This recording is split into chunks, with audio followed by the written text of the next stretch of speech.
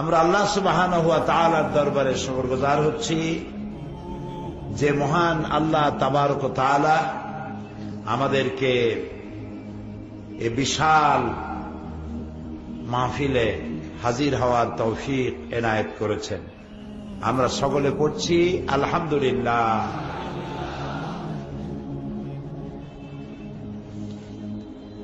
রব্বানা লাকাল হামদ হামদান কাসীরান তাইয়্যিবান মুবারাকান ফীহি ইয়া রাব্বি লাকাল হামদু কামা ইয়ানবাগি লিজালালি ওয়াজহিকা ওয়া আযীমি সুলতানিকা। আমরা আল্লাহ তাআলার শুকরিয়া আদায় করে নিলাম, কারণ তিনি দয়া করে আমাদের এই মাহফিলে উপস্থিত হওয়ার তৌফিক এনায়েত করেছেন। তিনি আসতে না দিলে আমরা কেউ এখানে উপস্থিত হতে পারতাম না। সেজন্য আরেকবার বলি আলহামদুলিল্লাহ। কোরআন বুঝতে পারা, কোরআন জানতে পারা, ইসলামকে জানতে পারা, বুঝতে পারা জীবনের জন্য চরম এবং পরম সৌভাগ্যের ব্যাপার। আমরা বলি আলহামদুলিল্লাহ। আপনারা মাহফিলে আসতে পেরে বেজার না খুশি? অল্প না বেশি? সেই রকম না, জোরে সোরে বলবেন আলহামদুলিল্লাহ।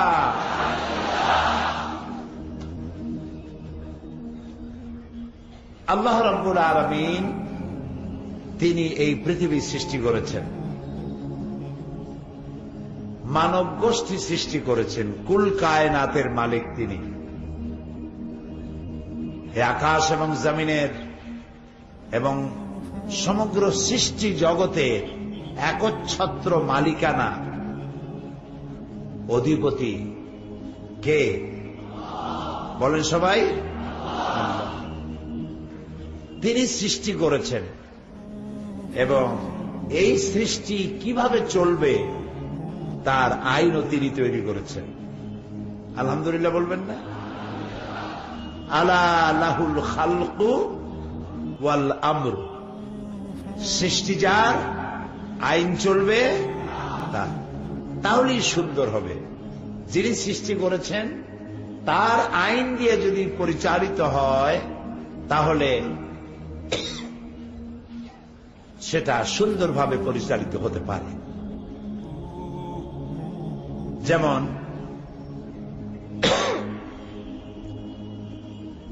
এই লাউড স্পিকারের মাধ্যমে আমি কথা বলছি, আমার কথাগুলি লাউডলি আপনারা শুনতে পাচ্ছেন। এটি কে তৈরি করেছে? একজনে কয় আল্লাহ। মাইক কি আল্লাহ বানাইছে? একটু বুঝে শুনে তো জবাব দিবে। এই মাইকগুলি বানিয়েছে বিজ্ঞান, মানুষ তৈরি করেছে। এখন এই মাইকে যদি কোনো সমস্যার সৃষ্টি হয়, আর যদি আমরা যে কয়েকজন আলেম ওলামা এখানে আছি সবাই যদি সূরা ফাতিহা পড়ে ফু দিই, ভালো হওয়ার সম্ভাবনা আছে? ক্ষীণ, খুবই ক্ষীণ সম্ভাবনা। এই মাইকটা ভালো হতে পারবে, পারপাস সার্ভ হবে।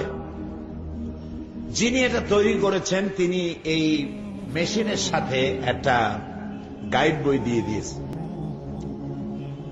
এটা কিভাবে, হাউ টু অপারেট, এটাকে কিভাবে অপারেট করা হবে তার একটা বই দিয়ে দিয়েছে। আপনার কাছে মোবাইল আছে না? মোবাইল নাই এরকম লোক আছে নাকি? খুবই কম, খুবই কম। সেদিন এক টেলিভিশনে এক অনুষ্ঠানে দেখলাম ভিক্ষুকের কাছেও মাইক। মোবাইল, মাইক না মোবাইল। সে মোবাইল করে বলছে, স্যার অমুক সাহেব না? বলছে যে হ্যাঁ আমি তো তাই। আপনি কে? বলছে আমি তো ফকির সাহেব। আপনি কোন ফকির সাহেব? তো বলছে ওই যে ওই হোটেল সোনারগাঁর সামনে যখন ওই ট্রাফিক জ্যাম হলো তখন আপনার গাড়ির কাছে গেছিলাম, আমি কিছু পয়সা চাইছিলাম, তা আপনি আমারে কিছু দিবেন বলছিলেন, তো আমি কখন আসবো, কিছু খাবারও রেডি রেখেন আর কিছু পয়সা করিও রেডি রেখেন। এই একটা মোবাইল, ছোট্ট একটি মোবাইল, সেটিও আপনি যখন কিনবেন দেখবেন একটা বক্স আপনাকে দিবে। ওই বক্সের মধ্যে মোবাইলটা কিভাবে অপারেট করবেন আন্দাজে টেপাটেপি করলে কাজ হবে না। বইতে যেভাবে লেখা আছে ওইভাবে টেপাটেপি করবেন, ভালোভাবে চলবে। আর যদি খারাপ হয় সেটাও কিভাবে ভালো করতে হবে তাও সেখানে আছে। মোবাইল থেকে শুরু করে যে কোনো মেশিন আপনি কিনবেন, প্রত্যেকটি মেশিনের সাথে একটা করে গাইড বুক দেওয়া হয়। এটাকে আপনি কিভাবে অপারেট করবেন, করলে পারপাস সার্ভ হবে, আর খারাপ হলে ভালো বানাবেন কি করে, আছে না? জবাব দেন। আছে। ছোট্ট একটি মোবাইল চালাবার জন্য, একটা মাইক চালাবার জন্য, একটা ভিডিও ক্যামেরা চালাবার জন্য যদি যারা বানায় তারা বই তৈরি করে দেয়, ওইটার মতো না বানাইলে আন্দাজে হবে না। আন্দাজে হবে না, আপনার মন মতো চালাইলে হবে না।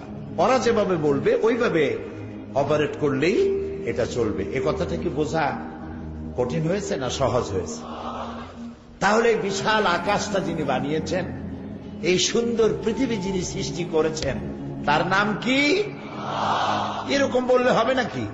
পুরুষ ছেলের মতো বলবেন, আল মোহাব্বতে বলবেন, কে স্রষ্টা? তিনি সৃষ্টি করেছেন।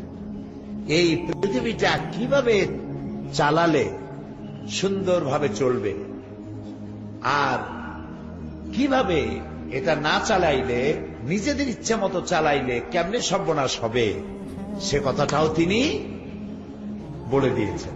এজন্য একটা গাইড বুক দিয়েছেন। নবী করিম সাল্লাল্লাহু আলাইহি ওয়াসাল্লাম বলেছেন, তারাকতু ফীকুম আমরাইন, দুটি জিনিস আমি রেখে গেলাম তোমাদের জন্য। কয়টা জিনিস রাখলাম? দুইটা জিনিস। একটা হলো কিতাবুল্লাহ, একটা হলো এটা কি? আল্লাহর কিতাব, এটা কোরআন শরীফ। আলহামদুলিল্লাহ বলেন। আর একটা দিলাম, সেটা কি? আপনারা কত বুদ্ধি করে আর একটা কি? সুন্নাত, নবী করিম সাল্লাল্লাহু আলাইহি ওয়াসাল্লামের সুন্নাত, হাদিস। দুইটা লাইন দিলাম। আপনাদের এখানে ট্রেন লাইন আছে না?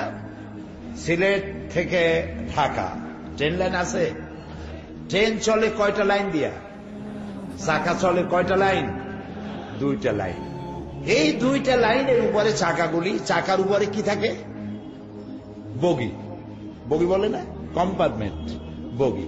ওই বগির মধ্যে আপনি বসেন, বউ বসে, বাচ্চা বসে, মাল সামান বসে, সবাই নিয়ে আরামসে বসে আছেন। লাইনের উপর দিয়ে যাবেন। ট্রেন চালু হয়ে গেল, স্টার্ট করলো, সিলেট থেকে যাবে কোথায়? ঢাকা।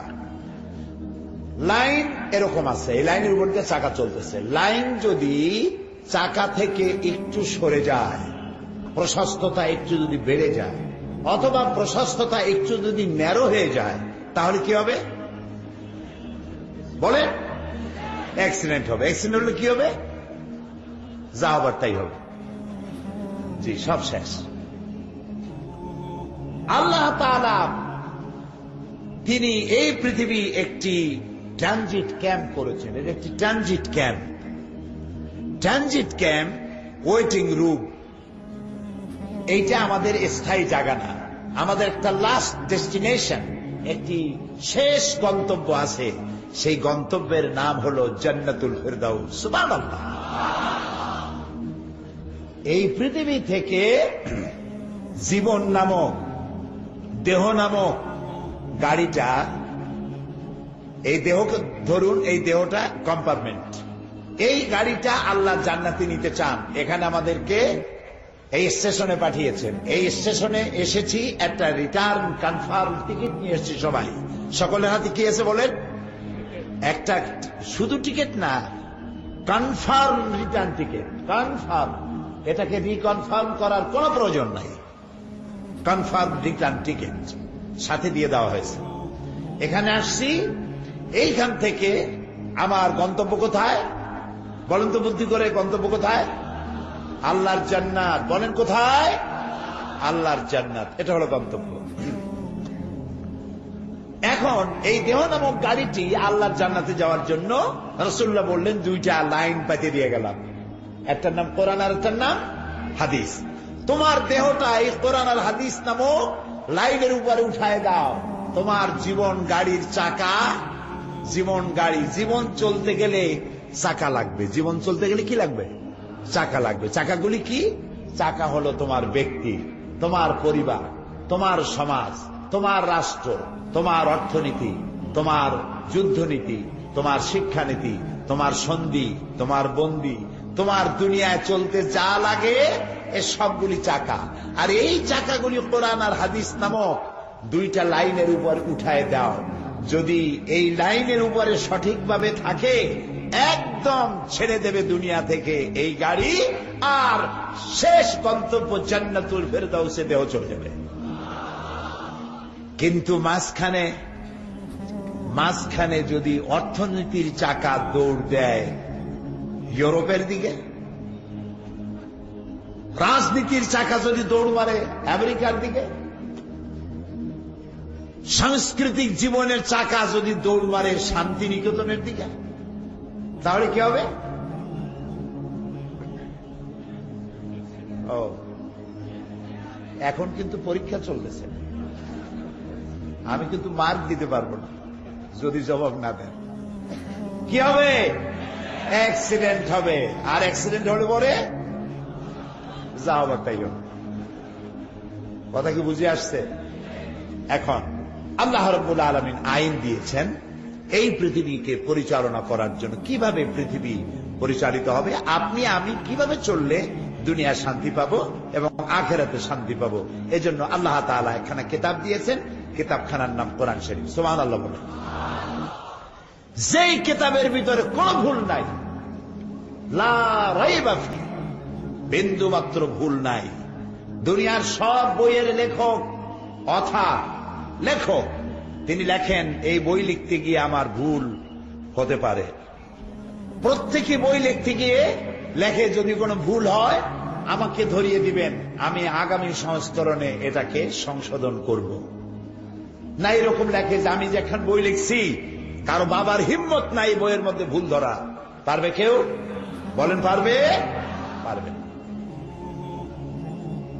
আল্লাহ রাব্বুল আলামিন একখানা কিতাব নাজিল করলেন, যেই কিতাবের ভিতরে আল্লাহ রাব্বুল আলামিন শুরুতেই বলে দিয়ে দেন, লা যালিকাল কিতাবু লা রাইবা ফীহ। এই কিতাবের মধ্যে কোনো ভুল নাই, কোনো সন্দেহ নাই, কোনো সন্দেহ করার ভুলে কোনো অবকাশ নাই। সুবহানাল্লাহ। এবং এই কিতাবের কত যে তাফসীর হলো, আজ পর্যন্ত তাফসীর শেষ হয় নাই।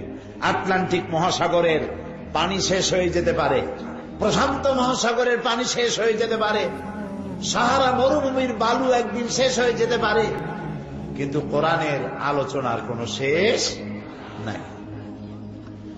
আল্লাহ রাব্বুল আলামিন বলেন, قُلْ لَوْ كَانَ الْبَحْرُ مِدَادًا لِكَلِمَاتِ رَبِّي لَنَفِدَ الْبَحْرُ قَبْلَ أَنْ تَنْفَدَ كَلِمَاتُ رَبِّي وَلَوْ جِئْنَا بِمِثْلِهِ مَدَدًا। আল্লাহ রাব্বুল আলামিন বলেন, হে নবী আপনি বলুন, তাম পৃথিবীর সমস্ত পানিগুলি যদি কালি হয়ে যায়, আর সেই কালি দিয়ে যদি আমার রবের কালিমার ব্যাখ্যা লেখা যদি শুরু হয়ে যায়, লিখতে লিখতে তাম পৃথিবীর সমস্ত পানিগুলি শেষ হয়ে যাবে, আমার রবের কালিমার ব্যাখ্যা লেখা শেষ হবে না। এটি আইনের কিতাব, কোরআন শরীফ আইনের কিতাব। সুবহানাল্লাহ, সুবহানাল্লাহ। প্রিয় ভাই সব, এ কোরআন হচ্ছে সেই কোরআন যে কোরআন মরুভূমির রাখালদেরকে, যারা উট আর ছাগলের রাখালগিরি করতেছে, শুনতেছেন আপনারা আমার কথা? শুনতে পাচ্ছেন? মরুভূমিতে যারা উট এবং ভেড়া ছাগলের রাখালগিরি করত, সেই সব রাখালদেরকে ধরে বাদশা বানাই দিয়েছে। তাও সুবহানাল্লাহ কইতে ইচ্ছা করে না।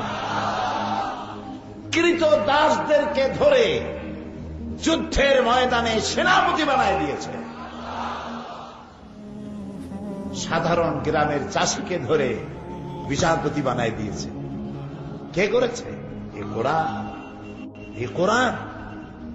আমাদের কলেজ বিশ্ববিদ্যালয়গুলিতে অনেক সিলেবাসের অনেক বই আছে, এবং এই বইগুলি পড়াশোনা করে বিশ্ববিদ্যালয় থেকে যে ধরনের প্রোডাকশন আমরা আশা করি, বিশ্ববিদ্যালয়গুলি আমাদেরকে সেই ধরনের প্রোডাকশন দিতে পারছে? পারছে না? পারছে না। আমি বলবো না যে বিশ্ববিদ্যালয় এবং কলেজগুলি সব খারাপ ছেলেপেলে বের করছে, আমি বলবো। তবে আমরা যেমনটি চাই ওই মানের সৎ, চরিত্রবান, যোগ্যতা, দক্ষতা, স্বচ্ছতা, বিশ্বস্ততা দিয়ে পরিপূর্ণ এই ধরনের প্রোডাকশন কম পাচ্ছি, ঠিক না? নবী করিম সাল্লাল্লাহু আলাইহি ওয়াসাল্লাম তার বিশ্ববিদ্যালয়ের সিলেবাসে কিতাব ছিল মাত্র 2 খানা। কয়খান ছিল? 2 খান। একখানের নাম কোরআন আর একখানের নাম হাদিস। এবার দেখেন তো ছাত্র কারা? ছাত্র কারা? আবু বকর, ওমর, ওসমান, আলী, খাব্বাব, খুবাইব, আমর ইবনুল আস, আবু মুসা আশআরী, জুবায়ের, জাবের, আব্দুর রহমান বিন আউফ, আবু উবাইদা ইবনুল জাররাহ, আবু মুসা আশআরী রিদওয়ানুল্লাহ তাআলা আলাইহিম আজমাইন। এসব হচ্ছে রাসূলের বিশ্ববিদ্যালয়ের ছাত্র। সুবহানাল্লাহ। সারা পৃথিবীর সমস্ত বিশ্ববিদ্যালয়গুলি একত্রিত হয়ে হযরত ওমরের মতো একজন শাসক বানাইতে পারবে? হযরত খালেদের মতো একজন সেনাপতি বানাতে পারবে? হযরত আবু বকর রাদিয়াল্লাহু তাআলা আনহুর মতো একজন ন্যায় বিচারক, একজন বাদশাহ বানাইতে পারবে? পারবে না, পারবে না। তাহলে মূল যে বিষয়টি ছিল সেই বিষয়টি থেকে আমরা সরে এসেছি। আমি আজকে আপনাদেরকে বুঝাইতে চেষ্টা করব, নিজেও বুঝতে চেষ্টা করব। আল্লাহ যেন তৌফিক দেন, বলে না আমি লোকেরা বলে মুফাসসিরে কোরআন, আসলে কি এর মুফাসসিরে কোরআন? আমি তাফসীরের ছাত্র মাত্র, বুঝতে চেষ্টা করতেছি। বিগত অর্ধ শতাব্দী ধরে বুঝতে চেষ্টা করতেছি, কোন কুল কেনারা করতে পারিনি।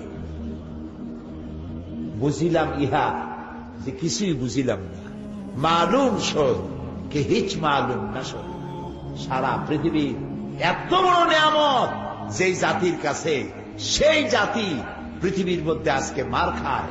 তার নাম সন্ত্রাসী, তার নাম ফান্ডামেন্টালিস্ট, তার নাম রিয়াকশনারি, তার নাম প্রতিক্রিয়াশীল, তার নাম মৌলবাদী, তার নাম পৃথিবীতে সবচাইতে ঘৃণিত নাম ওই জাতির, যেই জাতির কাছে রয়েছে আল্লাহর কোরআন।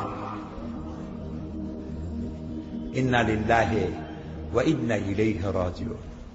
এর থেকে মুসলমানদের জীবনে আর বিপদ কি হতে পারে? কোরআনের মতো একখানা কিতাব। দেখুন তো, তাওরাত কে নাজিল করেছেন? একেবারে ঠাস ঠাস করে জবাব দেবেন পুরুষের মতো। তাওরাত কে নাজিল করেছেন? জাবুর কে নাজিল করেছেন? ইনজিল কে দিয়েছেন?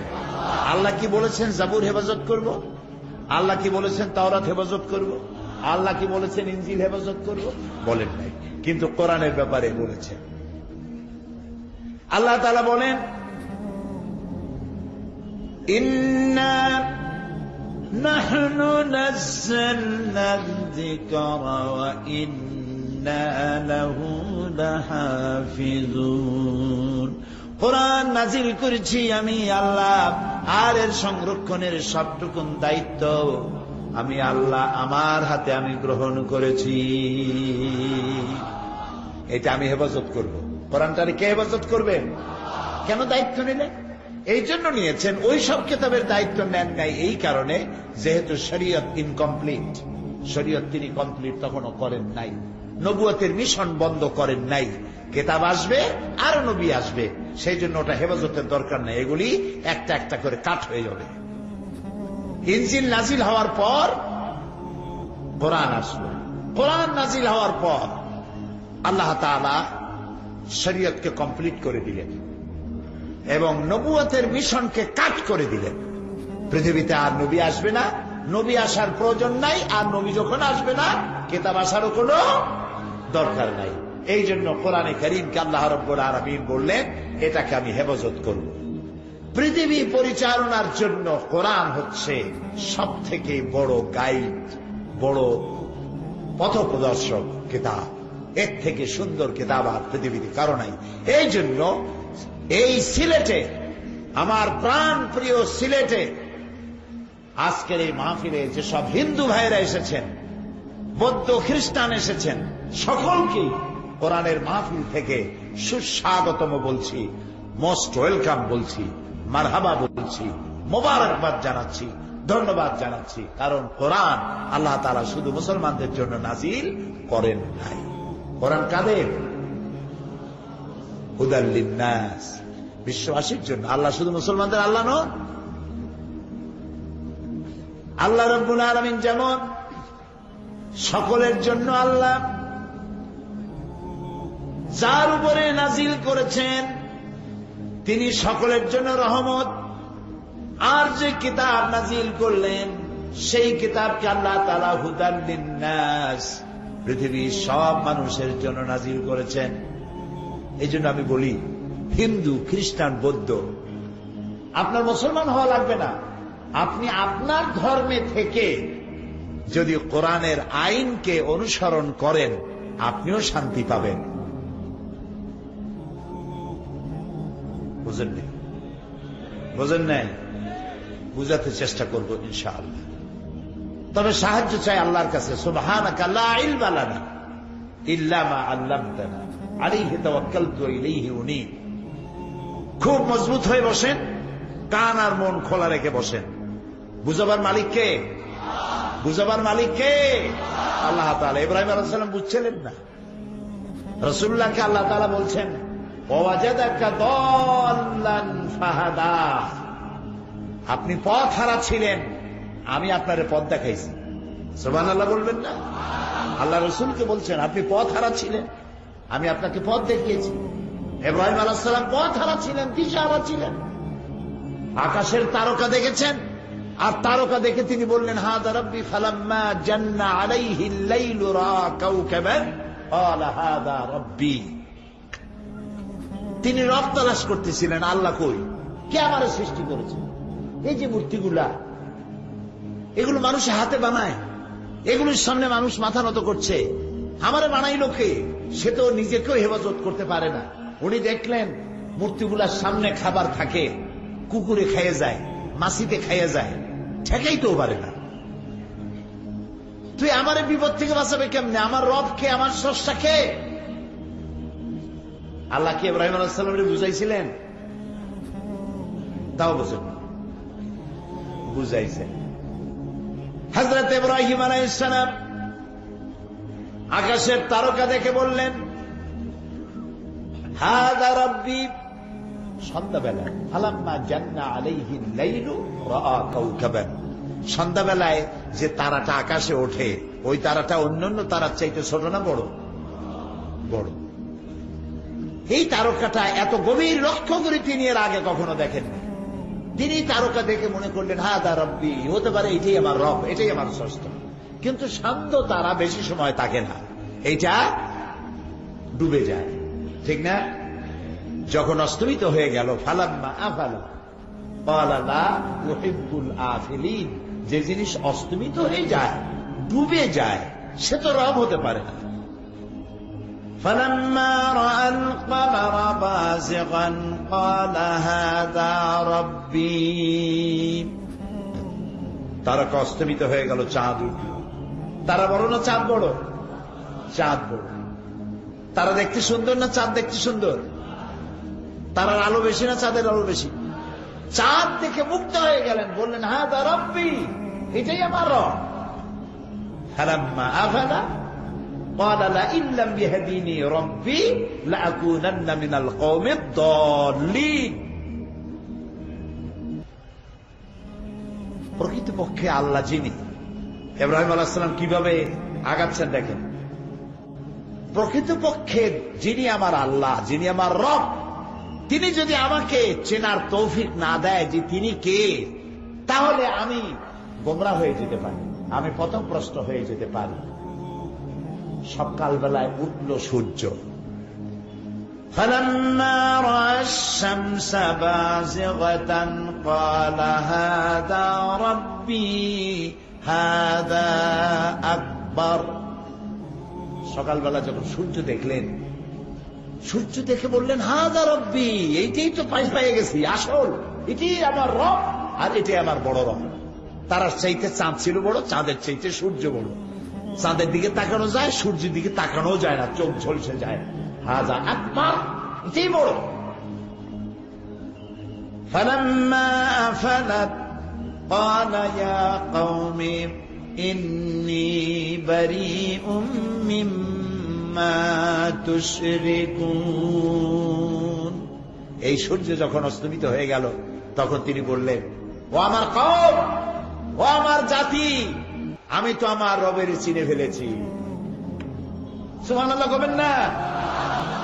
এ তারকা আমার রব নয়, এই চাঁদ আমার রব নয়, এই সূর্য আমার রব নয়। তোমরা যার সঙ্গে শিরক করো, আমি তার সাথে, তোমাদের সাথে আমি নই, তোমাদের দলবদ্ধ আমি নই। আমি তো আমার রবকে চিনে ফেলেছি। কে তিনি? ইন্নী ওয়াজ্জাহতু ওয়াজহিয়া লিল্লাযী ফাতারাস সামাওয়াতি ওয়াল আরদা হানিফা। এই আয়াতটি কি মুখস্থ আছে আপনাদের? পড়েন আমার সাথে।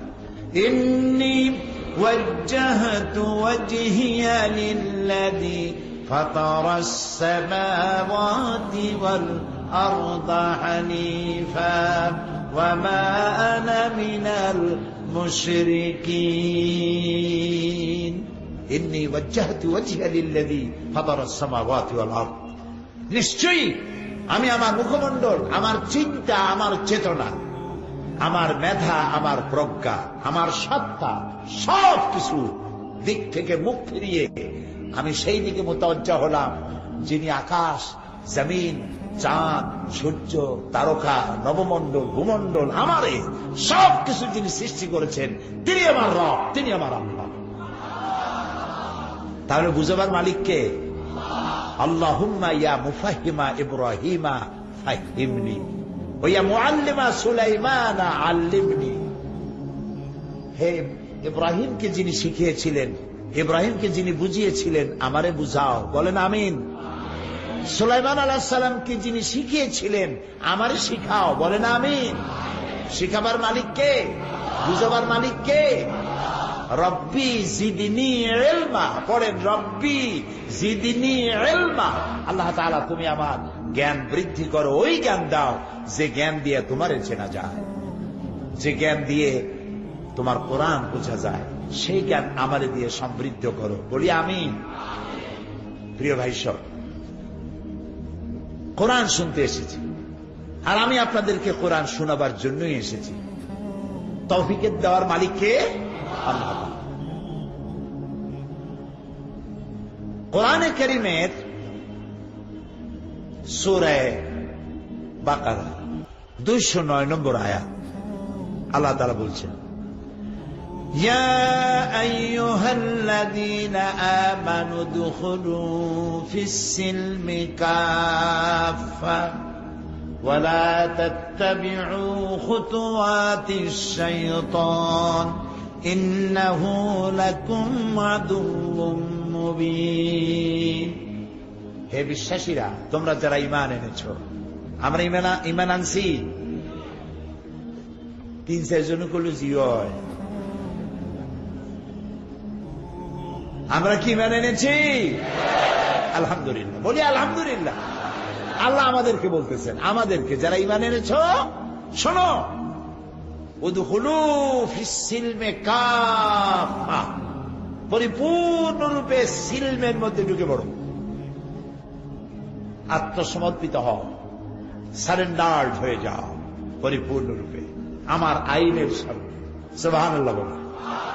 আল্লাহর আইন 2 প্রকার। আল্লাহর আইন কয় প্রকার? 2 প্রকার। মুখস্থ করেন এবং বুঝতে চেষ্টা করেন। একটি আইন প্রকৃতির জন্য, আরেকটি আইন মানুষের জন্য। প্রকৃতি কাকে বলে? প্রকৃতি, এনভায়রনমেন্ট, পরিবেশ, ফিতরত, এটি কি? এটি হচ্ছে আকাশ, চন্দ্র, সূর্য, গ্রহ, নক্ষত্র, সৌররাজি, নবমণ্ডল, ভূমণ্ডল, পৃথিবী, কীটপতঙ্গ, পাহাড় পর্বত, নদ নদী, সাগর, মহাসমুদ্র, এসব কিছু পরিবেশ। এই পরিবেশের জন্য, এই প্রকৃতির জন্য আল্লাহর একটি আইন আছে, আরেকটি আইন আছে। কার জন্য? এই সুবহানাল্লাহ, বুঝে ফেলেছেন? এখন আমি মজা পাচ্ছি এই জন্য যে আপনারা বুঝতে পারতেছেন, আলহামদুলিল্লাহ। তাহলে আইন হলো কয়টা? দুইটা। খুব লক্ষ্য করেন। এক নম্বর আইন হলো, একটি আইন হলো প্রকৃতির জন্য। প্রকৃতি, ফিতরত, নেচার, আল্লাহর আইন মানতে বাধ্য, মানতেই হবে। কোরআন, أفغير دين الله يبغون وله أسلم من في السماوات والأرض طوعا وكرها أفغير دين الله يبغون। আল্লাহর দেওয়া বিধান, আল্লাহর দেওয়া আইনকে ছেড়ে দিয়ে তোমরা কি অন্যের তৈরি করা কোন আইন তালাশ করো? ওয়ালাহু আসলামা মান ফিস সামাওয়াতি ওয়াল আরদ। অথচ আকাশে যা আছে, জমিনে যা আছে, সব আমার আইনের সামনে মাথা নত করে দিয়েছে। সুবহানাল্লাহ বলেন। সবাই আইন মানে কার? আল্লাহ। এখন রাত 8:37 আমার ঘড়িতে ইখতিলাফ আছে। আলেমদের মধ্যে যেমন ইখতিলাফ থাকে, ঘড়িতেও ইখতিলাফ আছে। সব ঘড়ি একরকম। এখন বাংলাদেশে 8:37 বা 35। সূর্য এখন কোথায়? আমেরিকা চলে গেছে। আমরা বলি সূর্য অস্ত হয়ে গেছে। সূর্য অস্ত নাই, ওর অস্ত নাই, ওঠা টোটাও নাই, এ ঘুরতেছে। পৃথিবী বড় না চাঁদ বড়? এই যে ইখতিলাফ হয়ে গেছে। পৃথিবী বড়, চাঁদ ছোট। সমস্ত ছোট জিনিস বড় জিনিসের চতুর্দিকে ঘোরে। দেখবেন মন্ত্রীরা আসলে কিভাবে ঘোরে চতুর্দিকে, দেখছেন না? আবার মন্ত্রীরা প্রধানমন্ত্রীর চতুর্দিকে ঘোরে। যেটা বড়, ছোটরা তার পিছনে ঘোরে। তো চাঁদ যেহেতু ছোট, এই জন্য চাঁদ ঘোরে পৃথিবীর চতুর্দিকে। সূর্য পৃথিবীর চাইতে বড়, এই জন্য পৃথিবী ঘোরে সূর্যের চতুর্দিকে। সূর্য ওর চাইতে বড় আছে তারকা। যে তারকাগুলি, যে সূর্য পৃথিবীর চাইতে 13 লক্ষ গুণ বড়, এই রকমের 2 থেকে 2.5 কোটি সূর্য খাইয়া হজম করতে পারে, এই রকমের তারার চতুর্দিকে সূর্য ঘোরে। আবার ওই তারকাগুলি, যে তারকায় সূর্য খাইতে পারে কয় কোটি? 2-2.5 কোটি সূর্য খাইয়া হজম করতে পারে যে তারকা, সেই তারকা ঘোরে ব্ল্যাক হোলকে কেন্দ্র করে। যে ব্ল্যাক হোল এরকমের তারা চকলেটের মতো চুষা খাইয়া শেষ করে বালাইতে পারে। এরপরে সেই ব্ল্যাক হোল, এই মহাবিশ্ব সবটা আল্লাহ রাব্বুল আলামিনকে কেন্দ্র করে ঘুরতেছে। সুবহানাল্লাহ। যেহেতু তার থেকে বড় কেউ নাই। আল্লাহু আকবার। প্রাণ খুলে মহব্বতের সাথে বলেন আল্লাহু আকবার। তিনি সর্বশ্রেষ্ঠ। আমরা সব থেকে ছোট। এই জন্য ছোট্টবেলায় মায়ের কোল থেকে যখন পৃথিবীতে এসেছি, আমার কানে শোনানো হয়েছে, তুমি এমন এক পৃথিবীতে এসেছো, তুমি ছোট, তুমি কানে শোনো আল্লাহু আকবার। আল্লাহ বড়, সর্বশ্রেষ্ঠ, তার থেকে বড় কেউ নাই। আজানের প্রথম শব্দ আল্লাহু আকবার, একামতের প্রথম শব্দ আল্লাহু আকবার, নামাজের প্রথম শব্দ আল্লাহু আকবার, জানাজার প্রথম শব্দ আল্লাহু আকবার। ঠিক না? সব জায়গায় কে বড়? আল্লাহ বড়। এখন সূর্য চলে গেছে আমেরিকায়, রাত এখন 8:30 বা তার থেকে বেশি। সূর্যের এই মজাল নাই, সূর্যের এই ক্ষমতা নাই সিলেটে এখন উদিত হয়। আবার আমেরিকা এখন রাত যেতে পারবে না, রাতের মধ্যে দিন আসবে না, দিনের মধ্যে রাত ঢুকবে না, সূর্য চন্দ্রের সাথে ঘা লাগবে না, চন্দ্র সূর্যকে আঘাত করতে পারবে না। এবার বলেন তো কার আইন মানতেছে? কার আইন? সূরা ইয়াসিন দেখুন, লাশ-শামসু ইয়ানবাগী লাহা আন তুদরিকাল কামারা ওয়ালাল-লাইলু সাবিকুন নাহার ওয়া কুল্লুন ফী ফালাকিন ইয়াসবাহুন। সূর্য চন্দ্রকে ধরতে পারবে না, চন্দ্র সূর্যকে ধরতে পারবে না, রাত দিনের স্থান অধিকার করতে পারবে না, দিন রাতের স্থানকে অতিক্রম করতে পারবে না। ওয়াকুল্লুন ফী ফালাকিন, যা কিছু আছে মহাশূন্যে সব ঘুরছে তো ঘুরছেই। সুবহানাল্লাহ। আইন মানতেছে কার? এটার নাম প্রকৃতির আইন, এটার নাম প্রকৃতির আইন, কানুনে ফিতরাত, ল অফ নেচার, প্রকৃতির আইন। এই আইন মান্য করছে সুরমা নদী, সুরমা, কুশিয়ারা, মনু, মধুমতি, পদ্মা, ব্রহ্মপুত্র, শীতলক্ষা, কর্ণফুলী, সব আইন মানতেছে কার? সুরমার পানি নোনা না মিঠা? মিষ্টি কিনা? এই যে মিষ্টি নদীর পানিগুলো ভাটির টানে মিষ্টি পানিগুলো সমুদ্রের মধ্যে চলে গেল, আবার জোয়ারের সময় সমুদ্রের নোনা পানি মিষ্টি পানির মধ্যে ঢুকে গেল। মিষ্টি পানি, দরিয়ার পানিগুলি মিষ্টি পানি সমুদ্রের নোনা পানির ভিতরে গিয়ে ওইটাকে নোনা বানাইতে পারল না, মিষ্টি বানাতে পারল না। আবার নোনা পানি মিষ্টি পানির ভিতরে ঢুকে ওটারে মিষ্টি বা নোনা বানাইতে পারল না। আল্লাহ তাআলা বলে কেন পারল না?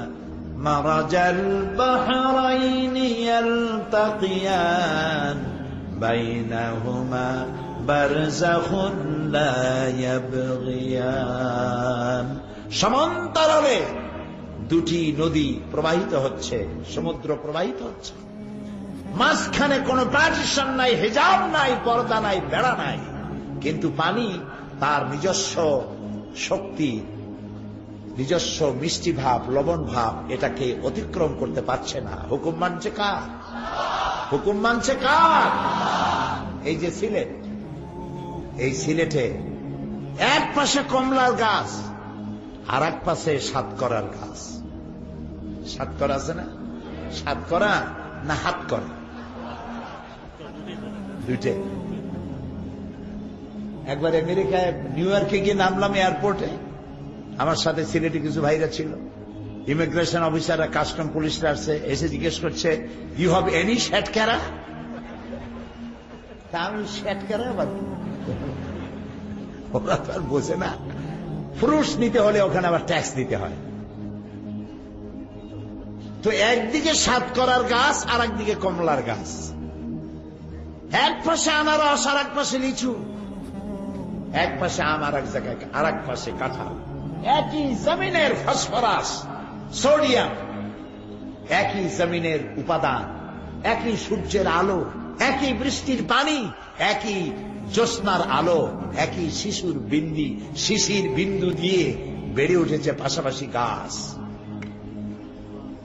তাল গাছে বেল হলো না, নারকেল গাছে আলু হলো না, সাতকরা গাছে কমলা হলো না, কমলা গাছে সাতকরা হলো না। আবার এক পাশে বাঁশ আর এক পাশে আখ। আখ বলেন না কি বলেন? যেটা ভাঙ্গে চাবাইলে যেটা দিয়ে চিনি তৈরি হয়, ওটা কি কর? সিলেটে কি কর? কুড়াল। কি আমার সাহায্য করে? কুয়ার। কুয়ার। আচ্ছা,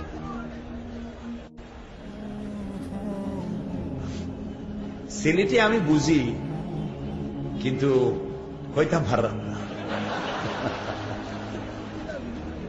100% বুঝি। আপনারা আমার কাছে বসে কথা বলেন, 100% বুঝবে, কিন্তু বলতে পারি না, এটা যে একটু সমস্যা। তা কুইয়ার, আচ্ছা কুইয়ার আর বাঁশ এক জায়গায় হয়েছে, কুইয়ার যদি চাবান কেমন লাগে? কেমন লাগে?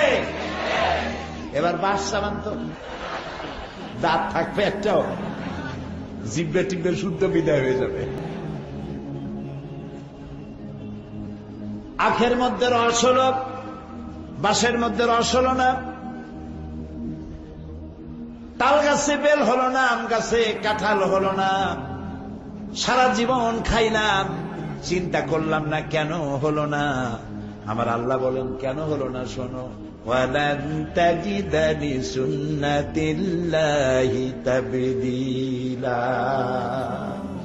আমার কানুনের ফিতরতের ভিতরে, আমার ল অফ নেচারের মধ্যে, আমার প্রকৃতির আইনের ভেতরে কোন পরিবর্তন কোনো দিন হবে না। আমার আইন মানতে হবে। সুবহানাল্লাহ। সবাই মানতেছে, সবাই মানতেছে। দেখুন না ভাই, বাংলাদেশের ম্যানগ্রোভ ফরেস্ট, সুন্দরবন, এটার ভাগ আপনারা পান নাই, আমরা পাইছি দক্ষিণাঞ্চলে। আপনারা পাহাড় পেয়েছেন, পাথর পেয়েছেন, চা পাইছেন, আমরা আবার ওইটা পাইনি। আল্লাহ এক এক জায়গা আর এক জায়গার উপরে নির্ভর করে রাখছেন। যেমন এক একটা মানুষ আর একটা মানুষের কাছে ঠেকা করে রাখছে।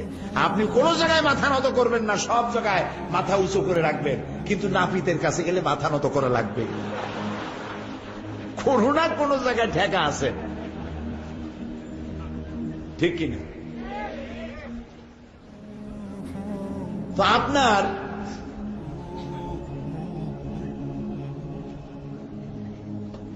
এই সিলেটের মধ্যে আল্লাহ তাআলা বহু নিয়ামত দান করেছেন, নিয়ামতের কোনো অভাব নেই, আলহামদুলিল্লাহ।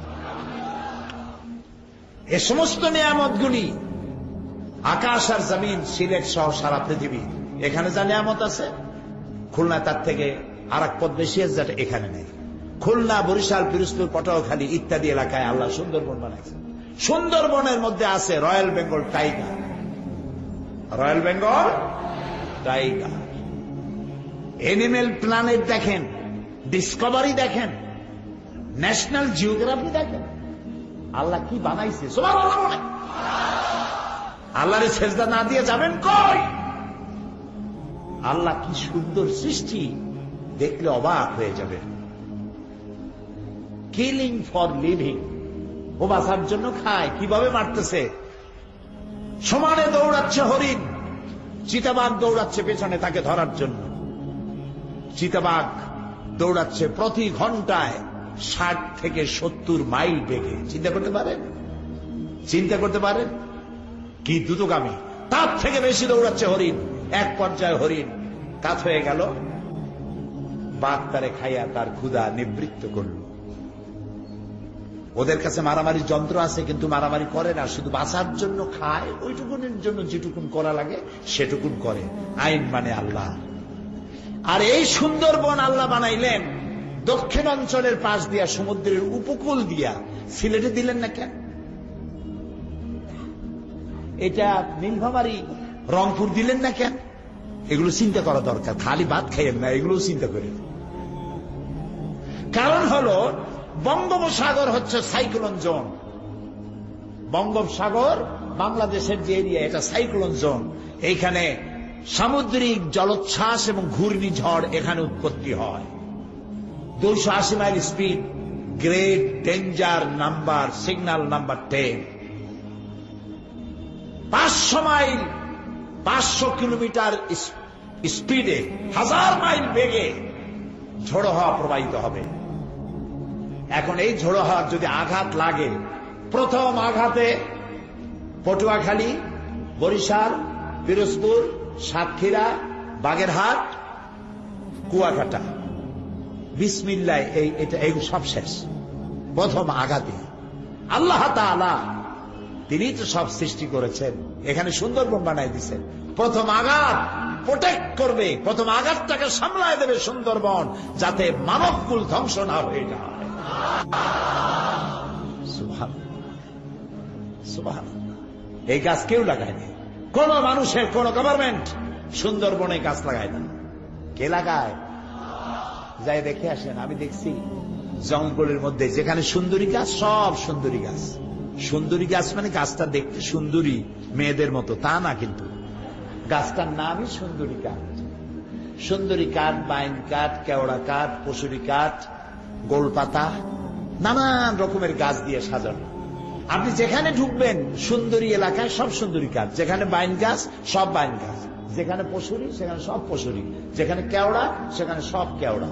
অথচ জোয়ারের পানিতে ফলগুলো ভেসে চলে যায়, মাটির থেকে উপরে ওঠে, ভাটির টানে এগুলি ভার হয়ে যার যার জায়গায় পড়ে। আল্লাহ তাআলার আপন কুদরতে এই বাগান তিনি নিজে সাজায় রাখছেন। এগুলির জন্য গভর্নমেন্টের আছে ফরেস্ট ডিপার্টমেন্ট। ফরেস্ট ডিপার্টমেন্টের লোকরা পাহারা দেয় যাতে করে গাছগুলো চোরাই না হয়। তারপরেও মানুষটা সব সমান না, কিছু মানুষ আছে যা এগুলোর সর্বনাশ করে। সেই জন্য আল্লাহ দেখলেন যেগুলো তো বংশানুক্রমে সবাই খাইতে পারবে না, গার্ড, আল্লাহ নিজের পক্ষ থেকেও কিছু গার্ড দরকার। সেই জন্য সুন্দরবন রক্ষা করার জন্য আল্লাহ নিজের কিছু গার্ড দিয়ে দিলেন। কত নাম কি? Royal Bengal tiger. ওর সামনে যদি পড়ে যান আর যদি বলেন বাবা রয়্যাল বেঙ্গল টাইগার 10 কোটি টাকা দেবো আমারে বাঁচাও, বাঁচাবে? এক থাপ্পড়ে বাস কাম শেষ। আল্লাহর আইন মেনে চলছে। আকাশ, জমিন, চন্দ্র, সূর্য, গ্রহ, নক্ষত্র সব আল্লাহর আইনের সামনে তাও ইচ্ছায় হোক অনিচ্ছায় হোক আল্লাহর আইন মেনে চলছে।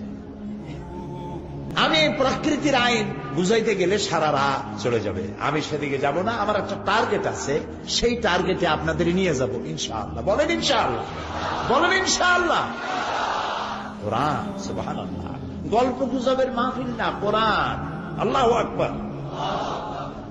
কোরআনের চাইতে শ্রেষ্ঠ ওয়াজের কিতাব পৃথিবীতে আর এ দেখেন আল্লাহ তাআলা কি সুন্দর করে বলছেন।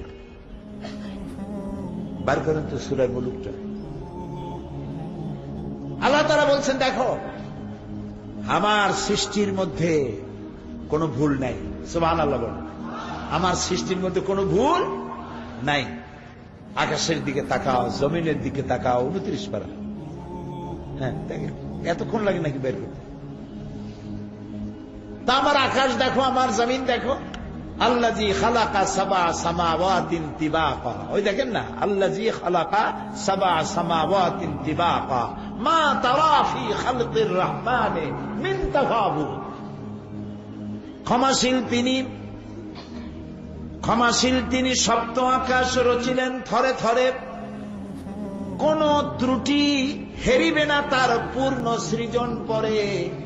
চাহো তুমি তার সৃষ্টি পানে, দেখো কিছু ভুল চোখ, ফিরাও তোমার নয়ন খানি, ফিরাও তোমার মুখ।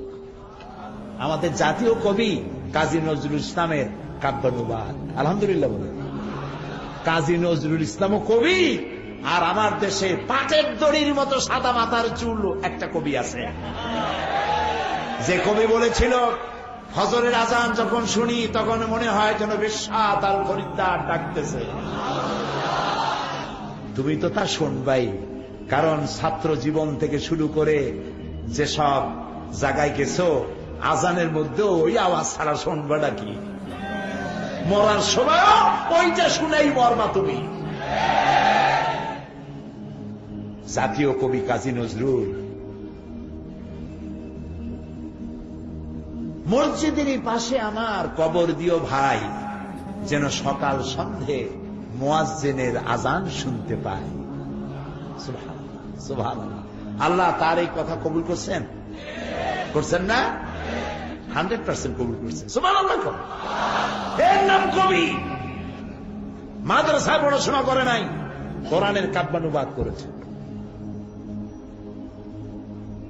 জাতীয় কবি কাজী নজরুল, আমরা দোয়া করি আল্লাহ তুমি তারে বেহেশত দাও।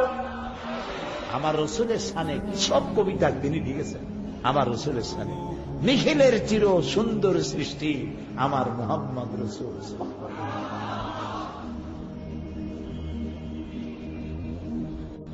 মোহাম্মদের নাম জপেছিলি কি জানি বুলবুলি তুই আগে, তাই করি তোর কণ্ঠের সুর এতই মধুর লাগে। সুবহানাল্লাহ, সুবহানাল্লাহ। আর কি সুন্দর কথা। গোলাপের বলছে, ঘরে গোলাপ তুই কি চুমেছিলি আমার নবীর কদম? সুবহানাল্লাহ, সুবহানাল্লাহ। আমার নবীর কদম কি তুই চুমা দিছিলি, যার কারণে তোর এত সৌন্দর্য? আল্লাহু আকবার। ভ্রমর, তুই গুনগুন করে কি গাস?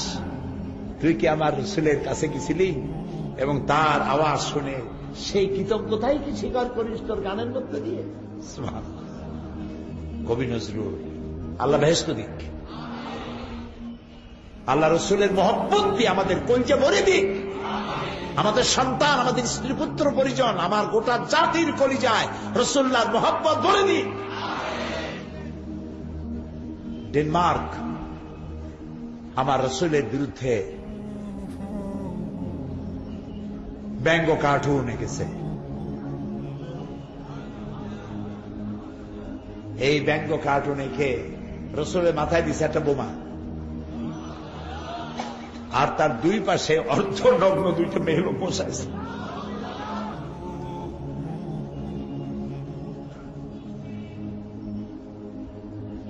আল্লাহ তাআলা তোমার কোরআন সামনে নিয়ে বলছি, তুমি হয় এদেরকে হেদায়েত করো, আর না হয় যারা তোমার রসুলের সম্মানকে নষ্ট করলো, নষ্ট করার চেষ্টা করলো, এদেরকে তোমার গজবের হাতে সমর্থ করে দিলাম। কার মাথায় বোমার পাগড়ি পড়াইছ? কার পাশে নগ্ন মেয়ে লোক বসাইছ? এই পৃথিবীকে তিনি ঋণী করে গেছেন, নারীর সম্মান দিয়েছেন, সাদা কালো মানুষের আকাশ সম বৈষম্য দূরীভূত করেছেন, শিশুর অধিকার, নারীর অধিকার, মানব সভ্যতা বিকাশে মুহাম্মদ সাল্লাল্লাহু আলাইহি ওয়াসাল্লামের অবদান অনস্বীকার্য। তোরা বেটারা ডেনমার্ক, ইটালি, ফ্রান্স, জার্মান সহ পৃথিবীতে যারাই রাসূলুল্লাহকে বদনাম করার জন্য, অসম্মান করার জন্য চেষ্টা করেছ, কিছু করতে পারবে না। কারণ রসুলের মর্যাদা হিমালয় পাহাড় পর্যন্ত না, রসুলের মর্যাদা আকাশ পর্যন্ত না, রসুলের মর্যাদা তো আল্লাহর আরশ পর্যন্ত। তারে অসম্মান তোরা করতে পারবি না, বরং তোরা রাসূলুল্লাহকে অসম্মান করতে গিয়ে বিশ্ব মানবতাকে অমর্যাদা করেছ, বিশ্ব সভ্যতাকে কলঙ্কিত করেছ। তোমরা মানুষ নামে পদবাচ্যে বিবেচিত হতে পারো না। তোমরা মানুষ নও, তোমরা নরপশু। পৃথিবীর 150 কোটি মুসলমানের কলিজায় তোমরা আগুন লাগিয়েছ। তবে আমরা তোমাদের খেলা বুঝি। তোমরা চাও আমাদের সেন্সিটিভ পয়েন্টের উপরে তোমরা আঘাত দিয়ে আমাদেরকে সন্ত্রাসী বানাইতে চাও। তোমরা চাও আমরা আগুন জ্বালাই, আমরা তোমাদের পতাকা পোড়াই, আমরা তোমাদের দূতাবাসে গিয়ে হামলা চালাই। তোমরা এই জন্য এই কাজগুলি করো, এটা আবার আমরা ভালো করে বুঝি। আমরা তোমাদের পাতানো ফাঁদে পা দেব না। তবে তোমরা আমার রাসূলকে বেইজ্জত করতে পারো নাই, তোমরা নিজেদেরকেই বেইজ্জত করেছো। ওই আল্লাহ আজও বেঁচে আছেন, যে আল্লাহ ফেরাউনকে চুবাই মেরেছে, যে আল্লাহ নমরুদকে জুতা দিয়া পিটাইয়া বিদায় করেছেন, সে আল্লাহ আজও।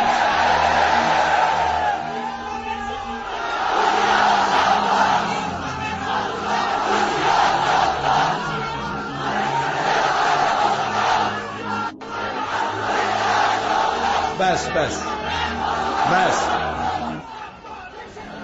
আমরা আমরা আমরা চরমপন্থায় যাব না। আমরা প্রতিবাদ জানিয়েছি, গোটা বিশ্ব প্রতিবাদ জানিয়েছে। নাইজেরিয়ায় 25 জন মুসলমান শহীদ হয়ে গেছে, আফগানে অন্তত 20 জনের মতো শহীদ হয়েছে। সারা বাংলাদেশ, সিলেট কি বাদ গেছে? সারা পৃথিবীর সর্বত্র মুসলমানেরা মিছিল করেছে, প্রতিবাদ করেছে। আমাদের প্রতিবাদের ভাষা দিয়ে প্রতিবাদ জানাইছি। তোমরা তোমাদের নিজেদের নীচতা, হীনতা, দীনতা প্রকাশ করেছ। তোমরা ছোট লোক, এটা তোমরা প্রমাণ করেছ। তোমরা কার সমালোচনা করেছ? তোমার দক্ষিণ আফ্রিকার নেলসন ম্যান্ডেলা জীবিত কিংবদন্তি পৃথিবীর, যিনি সাদা এবং কালো মানুষের ব্যবধান দূরীভূত করার জন্য জীবনের 26টি বছর কারারুদ্ধ ছিলেন, সাদা কালো মানুষের ব্যবধান দূর করতে পারে নাই। আর আমার রাসূল সাদা কালো মানুষের ব্যবধান কিভাবে দূর করলেন? ফতে মক্কার দিনে, বুখারী খুলুন, ফতে মক্কার দিনে তিনি যে উষ্ট্র না উটের পিঠে ছিলেন না ঘোড়ার পিঠে ছিলেন, উটের পৃষ্ঠে চড়ে মক্কা বিজয় করছেন 10,000 সৈন্য সাথে। পেছনে যিনি বসা ছিলেন তিনি ছিলেন উসামা বিন যায়েদ রাদিয়াল্লাহু তাআলা আনহু, কৃতদাসের পুত্র, কালো মানুষের পুত্র, কালো মানুষ কৃতদাসের পুত্র উসামাকে রাসূলুল্লাহ নিজের পিঠের কাছে বসাইছেন। আবু বকর, ওমর, ওসমান, আলী বংশের গৌরবে গৌরবান্বিত নেতারা পায়ে হাঁটছেন, আর কৃতদাস পুত্রকে রাসূলুল্লাহ নিজের উটের পিঠের উপরে নিয়েছেন। বিনয়ে বিজয় তো বুক ফুলে ওঠে আনন্দে। রাসূলুল্লাহ মক্কা বিজয় করছেন, বিনয়ে মাথা নিচে হতে হতে উটের পিঠের উপরে বাড়ি লাগতেছিল। এখন আমার রাসূল, ভিন্ন পয়েন্ট, আমি সেদিকে যাচ্ছি না। আমি আপনাদেরকে বলতেছিলাম যে আল্লাহ তাআলা বলছেন, কবি নজরুলের কথা দিয়ে দূরে চলে আসলাম, যে আমার রাসূলের ব্যাপারে আল্লাহ, মানুষ মাত্রই তো ভুল করে, নজরুলের জীবনের যে সব ভুল আছে তুমি দয়া করে মাফ করে দিয়ে তোমার রাসূলের সাদকায়, তার এত সুন্দর গান সে রচনা করেছে, আল্লাহ তাআলা তুমি জান্নাতের একটা ভালো জায়গা তুমি তারে দিয়ে দিও। আমরা সবাই বলি আমি।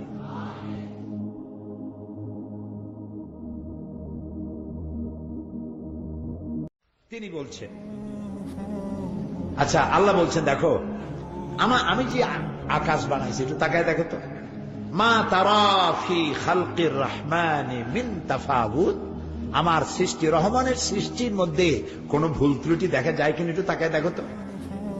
ফারজিল বাসারা হাল তারা মিন ফুতুর, আবার তাকাও, আবার তাকাও। সুম্মা রজিল বাসারা কাররাতাইন ইয়ানকালিব ইলাইকাল বাসারু খাসিআন ওয়া হুয়া হাসীর। বারবার তাকাও, তাকাতে তাকাতে তোমার চক্ষু অবশ হয়ে ক্লান্ত হয়ে তোমার কাছে ফিরে আসবে। আমার সৃষ্টি নৈপুণ্যতার মধ্যে কোনো ভুল পাবে না। আল্লাহ তাআলা বলছেন, একটু দেখো না, তুমি তোমার নিজের দিকে একটু তাকাও না, কি করে আমি তোমারে বানাইছি। ওয়ালাকাদ কাররামনা বানি আদম, আদম সন্তানকে আমি সম্মানিত করেছি। গাছপালার মতো আইন তোমার জন্য মানা বাধ্য নয়। আইন বলছিলাম কয় প্রকার মনে আছে? একটা আইন হলো কার জন্য? প্রকৃতির জন্য। আর একটা আইন কার জন্য? মানুষের জন্য। প্রকৃতি আল্লাহর আইন মানতে বাধ্য, মানতেই হবে, কিন্তু মানুষকে আল্লাহ তাআলা আল্লাহর আইন মানতে বাধ্য করেন নাই। এবার বুক ভরে নিঃশ্বাস নিয়ে বলেন আলহামদুলিল্লাহ।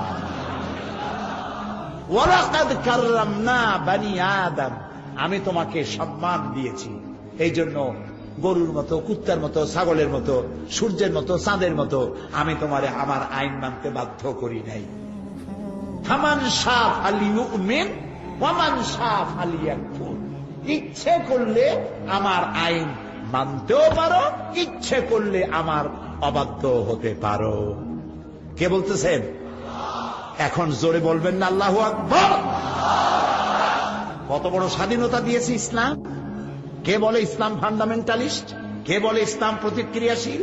কে বলে ইসলাম রক্ষণশীল? কে বলে ইসলাম মৌলবাদী? যারা বলে ওরা 100% মৌলবাদী। কত বড় কথা। আল্লাহ বলেন, আল্লাহ আল্লাহ আল্লাহ। কাফ আর নুনের মালিক, খুব যা বলবেন, ওয়াইজা আরাদাল্লাহু শাইয়ান আইয়াকুলা লাহু কুন ফায়াকুন। আল্লাহ যখন ইচ্ছে করেন বলেন কুন হও, আর সাথে সাথে দেন, একটু দেরি হয় না, সঙ্গে সঙ্গে হয়ে যাবে। মানুষের জন্য আল্লাহ আইন মানতে বাধ্য করলেন না। কথা কি বুঝতেছেন আমার? ফামান শাআ ফালিউমিন তোমাদের মধ্যে যাদের ইচ্ছা আমার আইন মানো, আমার উপরে ঈমান আনো, আমান শাহ ফালিয়াকফুর, আর যদি ইচ্ছে করো তাহলে আমার অবাধ্য হতে পারো, ইখতিয়ার দিয়া দিলাম। তোমারে আমি গরু ছাগলের মতো বাধ্য করলাম না, কারণ তুমি আমার সৃষ্টির মধ্যে, সকল সৃষ্টির মধ্যে তুমি আমার সেরা সৃষ্টি। লাকাদ খালাকনাল ইনসানা ফি আহসানি তাকওয়িম, সব থেকে সুন্দর করে বানাইছি আমি তোমারে। সুবহানাল্লাহ, সুবহানাল্লাহ। তোমারে বানাবার মধ্যে কত বড় আর্ট, তোমারে যখন তৈরি করছি কি আর্ট, কি শৈল্পিক সৌন্দর্য, কি নান্দনিক দৃশ্য। একটু তাকাও তো দেখি নিজের চেহারা, আয়নার দিকে দেখো তো দেখি কি সুন্দর করে আমি তোমারে বানাইছি। দুইটা চোখ দিলাম, চোখের উপরে আবার হাড্ডি দিলাম, সেই হাড্ডি চোখের উপরেও আছে, চোখের নিচেও আছে। দুইটা হাড্ডি দিয়া চোখটা ভিতরে দিছি। এই চোখ দুটা তো কুমিরের মতো কপালের উপরেও দিতে পারতাম না, পারতেন না? আরে বলেন না কেন ভাই? যদি চোখ দুইটা দুই হাড়ের মাঝখানে না হইয়া কপালের উপরে হইতো, ফুটবল খেলাইতেই পারতেন না। যেই ফুটবল খেলতে যাইতে হেড করতে গিয়ে দুইটা চোখ ডিমের মতো পোষ হয়ে যেত। আষাঢ় খেতে চোখ দুইটা শেষ। আল্লাহ রাব্বুল আলামিন দুটি চোখকে দুই হাড়ের মাঝখানে রেখে এমন সুন্দর করে দিলেন, বল এসে লাগুক, আষাঢ় খেয়ে পড়েন, উষ্টা খেয়ে পড়েন, যেমন অবস্থায় হোক না কেন আল্লাহ রাব্বুল আলামিন চোখ হেফাজত করে দিবেন। আবার উপরে যে হাড্ডি, সেই হাড্ডিতে আল্লাহ কিছু চুল দিয়েছেন, কিছু পশম দিয়েছেন। এটা আর্ট, এটা সৌন্দর্য। এটা না দিলেও হইত। ভুরু দিয়ে আল্লাহ দেখতে সৌন্দর্য, আল্লাহ রুচিবোধ দারুণ। সুবহানাল্লাহ বলেন। আল্লাহ সুন্দর। তোমার সৃষ্টি যদি হয় এত সুন্দর না জানি, তাহলে তুমি কত সুন্দর। আল্লাহ আকবার বলবেন না?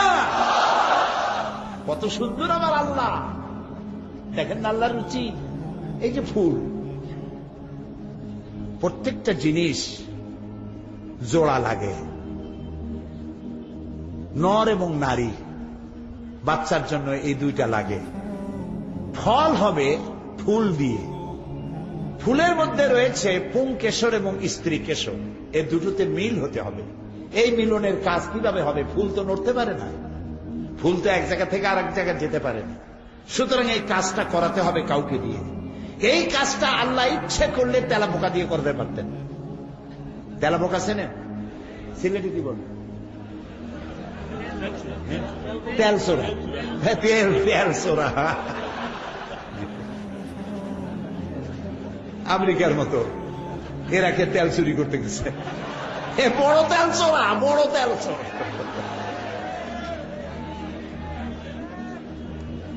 তো এই ফুলের স্ত্রী কেশর এবং পুংকেশরের এই মিলনের কাজটা আল্লাহ তাআলা তেলচোর দিয়ে করাইতে পারতেন।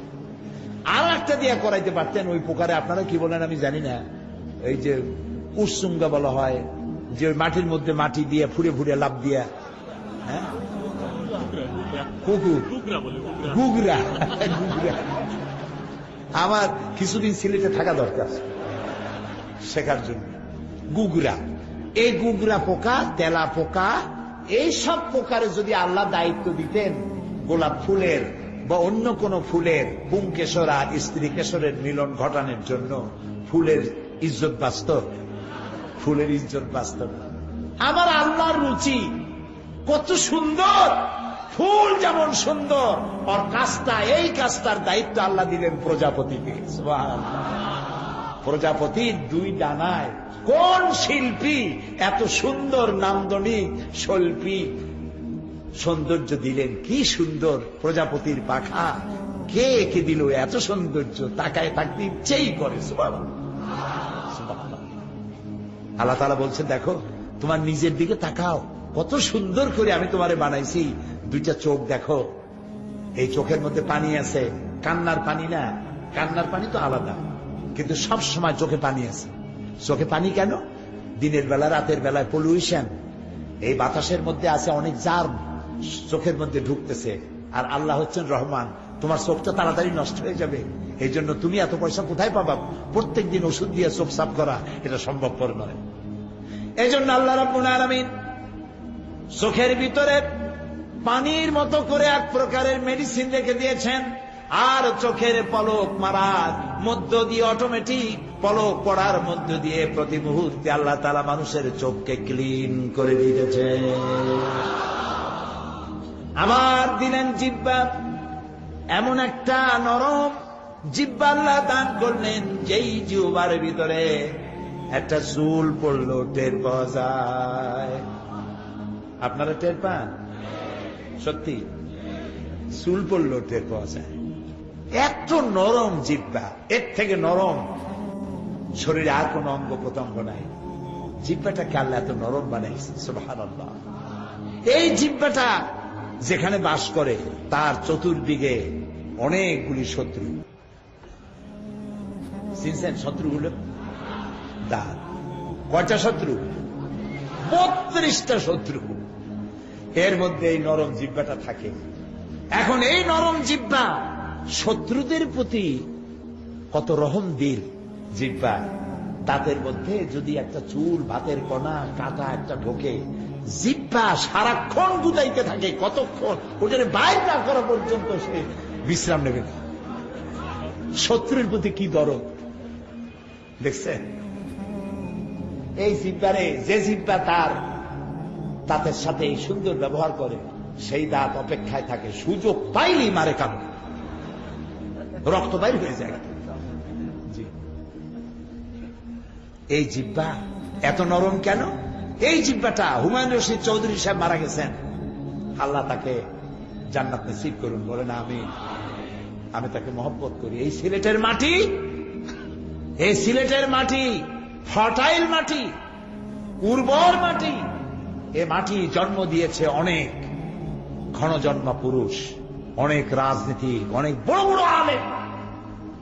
এই যে মারা গেলেন সিলেট দরগা মসজিদের ইমাম, কত বড় আল্লাহর ওলি ছিলেন, আল্লাহ জান্নাত নসিব করুন, বলেন আমিন। তারপরে শাইখে কাতিয়া, শাইখে বরুণা, তারপরে হযরত মাওলানা নুরুদ্দিন সাহেব গহরপুরি, শাইখে কোড়িয়া, এরপর মাওলানা মুসাইয়্যিদ সাহেব, কত বড় বড় আলেম, আমাদের ওস্তাদদের ওস্তাদ, সুবহানাল্লাহ। সিলেটের মাটি অত্যন্ত উর্বর, অনেক ভালো ভালো সন্তান জন্ম দিয়েছে এই মাটি, আলহামদুলিল্লাহ, আলহামদুলিল্লাহ। কি বলতেছিলাম? হুমায়ুন রশিদ চৌধুরী,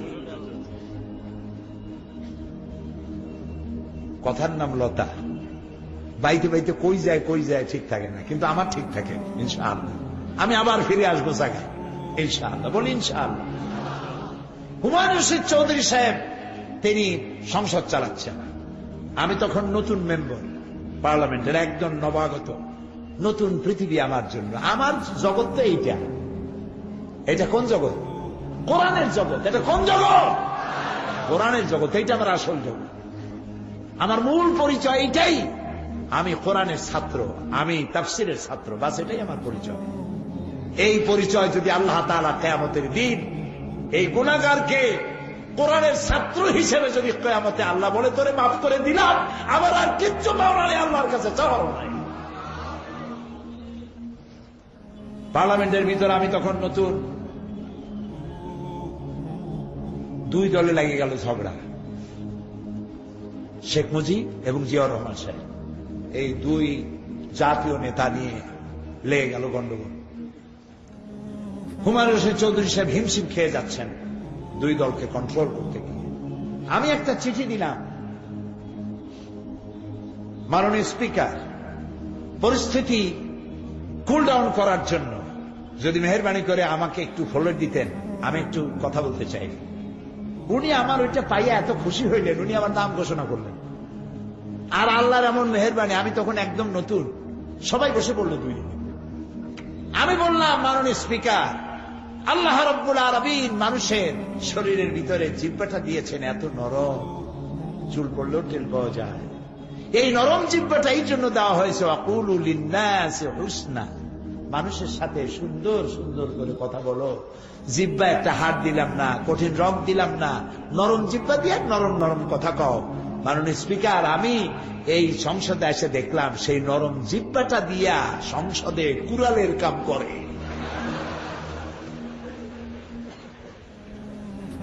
বাস একটা হাসাহাসির মধ্যে দিয়া ঠান্ডা হলো। আরো কি বলছিলাম এখন তার মনে নাই। আমি তার জন্য দোয়া করি, হুমায়ুন রশিদ চৌধুরী সাহেবের জন্য। প্রিয় ভাই সব, একটি জিব্বা হাজারো টেস্ট, এই জিব্বাটা মধ্য দিয়ে আপনি পাচ্ছেন। এক একটা স্বাদ এক এক রকম। মেশিন কয়টা? মাত্র একটা। এই একটা মেশিন দিয়ে লাল শাকের মজা একরকম, নালি শাকের মজা আর এক রকম, গোলালুর একরকম, তারপরে মিষ্টি আলু আর এক রকম। আবার সিলেটে নাকি এই বাঁশও খায়। বাঁশগুলো যখন ওঠে তখন ওর উপরে একটা পাত্র দিয়ে রাখে, এরপর ওর মধ্যে পেঁচাইয়া কবির মতো হয়ে যায়, হয় না? এটার কি বলে? খলিল, বাঁশের খলিল, হ্যাঁ, কুড়িল। এবার বাঁশের চুঙ্গার মধ্যে চাউল দিয়া সিদ্ধ করিয়া, ওর একটা মজা আলাদা। সিলেটের সাথে আমার সম্পর্ক বেশি, আলহামদুলিল্লাহ। আল্লাহরে বলি, এই যে মহব্বত দুনিয়া হলো, এই মহব্বতের বিনিময় জান্নাতে একসাথে থাকতে পারি তৌফিক দিয়া।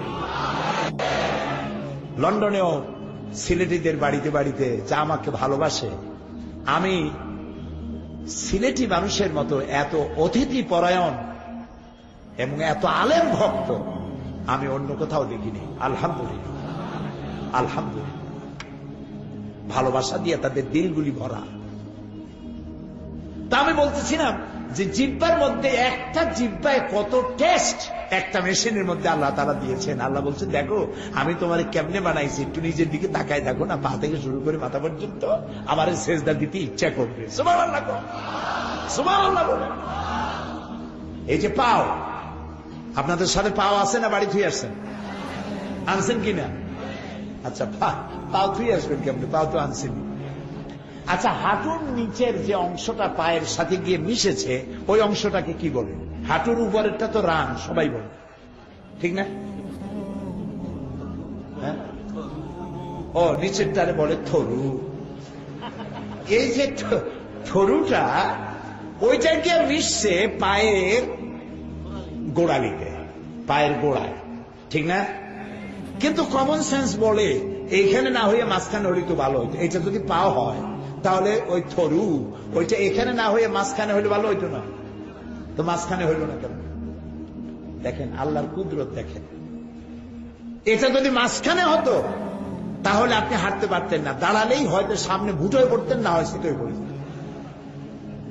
আল্লাহ এমন এক জায়গায় ওটা নিয়ে লাগাই দিয়েছেন, আপনি জনমের মতো খাইতে খাইতে পেট যদি 3টা তরমুজের সাইজ হয়, আপনি সিটাও পড়বেন না, ভুটোয় পড়বেন না। সুবহানাল্লাহ।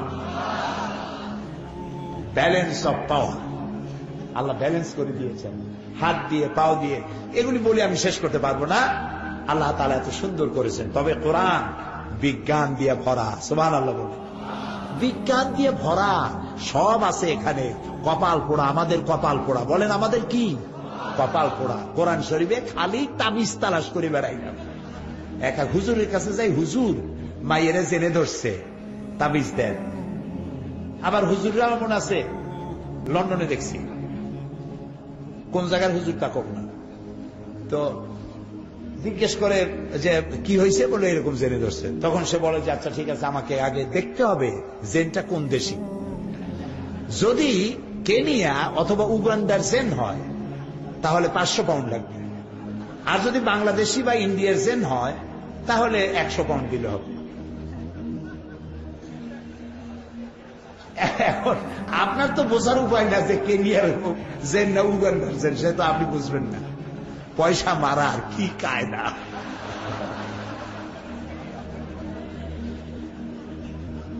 এই পয়সা এভাবে মারতেই থাকবে যতদিন আপনাদের চোখ না খুলবে। চোখ খুলতে হবে। আর চোখ খুলে দেয় কে? কোরআন। চোখ খুলে দেয় কে? চিল্লায় বলো। কোরআন চোখ খুলে দেয়। তো কোরআনে কারীমের কাছে শুধু তাবিজি আনতে গেলাম, আহারে এ কোরআন বিজ্ঞান দিয়ে ভরা।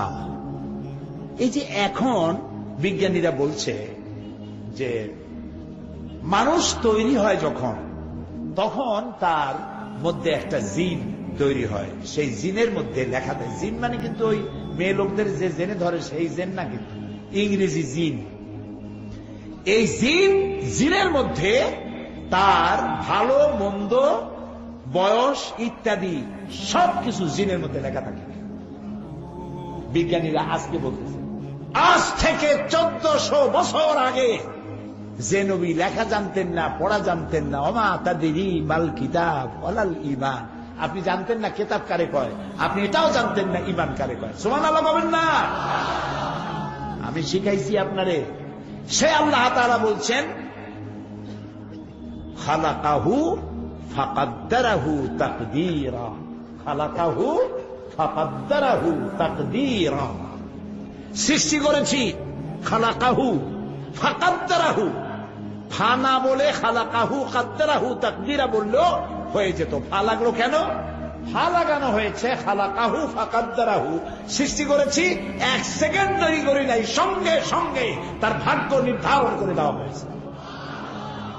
এক্স অ্যান্ড ওয়াই দুটো যখন মিল হয়ে গেল, সৃষ্টি হলো এবং তার ভাগ্য সেখানে লিঙ্গবদ্ধ হয়ে গেল। কতদিন বাঁচবে? চোর হবে না ডাকাত হবে, গুন্ডা হবে না বদমাশ হবে, মাস্তান হবে না কি হবে, মন্ত্রী হবে না এমপি হবে, আলেম হবে না জাহেল হবে, ছাগল হবে না পাগল হবে, কতদিন বয়স পাবে, দোজখে যাবে না বেহেশতে যাবে, গোষ্ঠী শুদ্ধ, সঙ্গে সঙ্গে লিপিবদ্ধ হয়ে যায়। সুবহানাল্লাহ। আল্লাহ তাআলা বলছেন, ওয়াকুল্লা ইনসানিন আলজামনাহু তায়রাহু ফি উনুকিহি, প্রত্যেকটি মানুষের গলায় ছোট্ট একটি ঘুঁটলি আমি বেঁধে দিয়েছি। কে বলছেন? বলেন।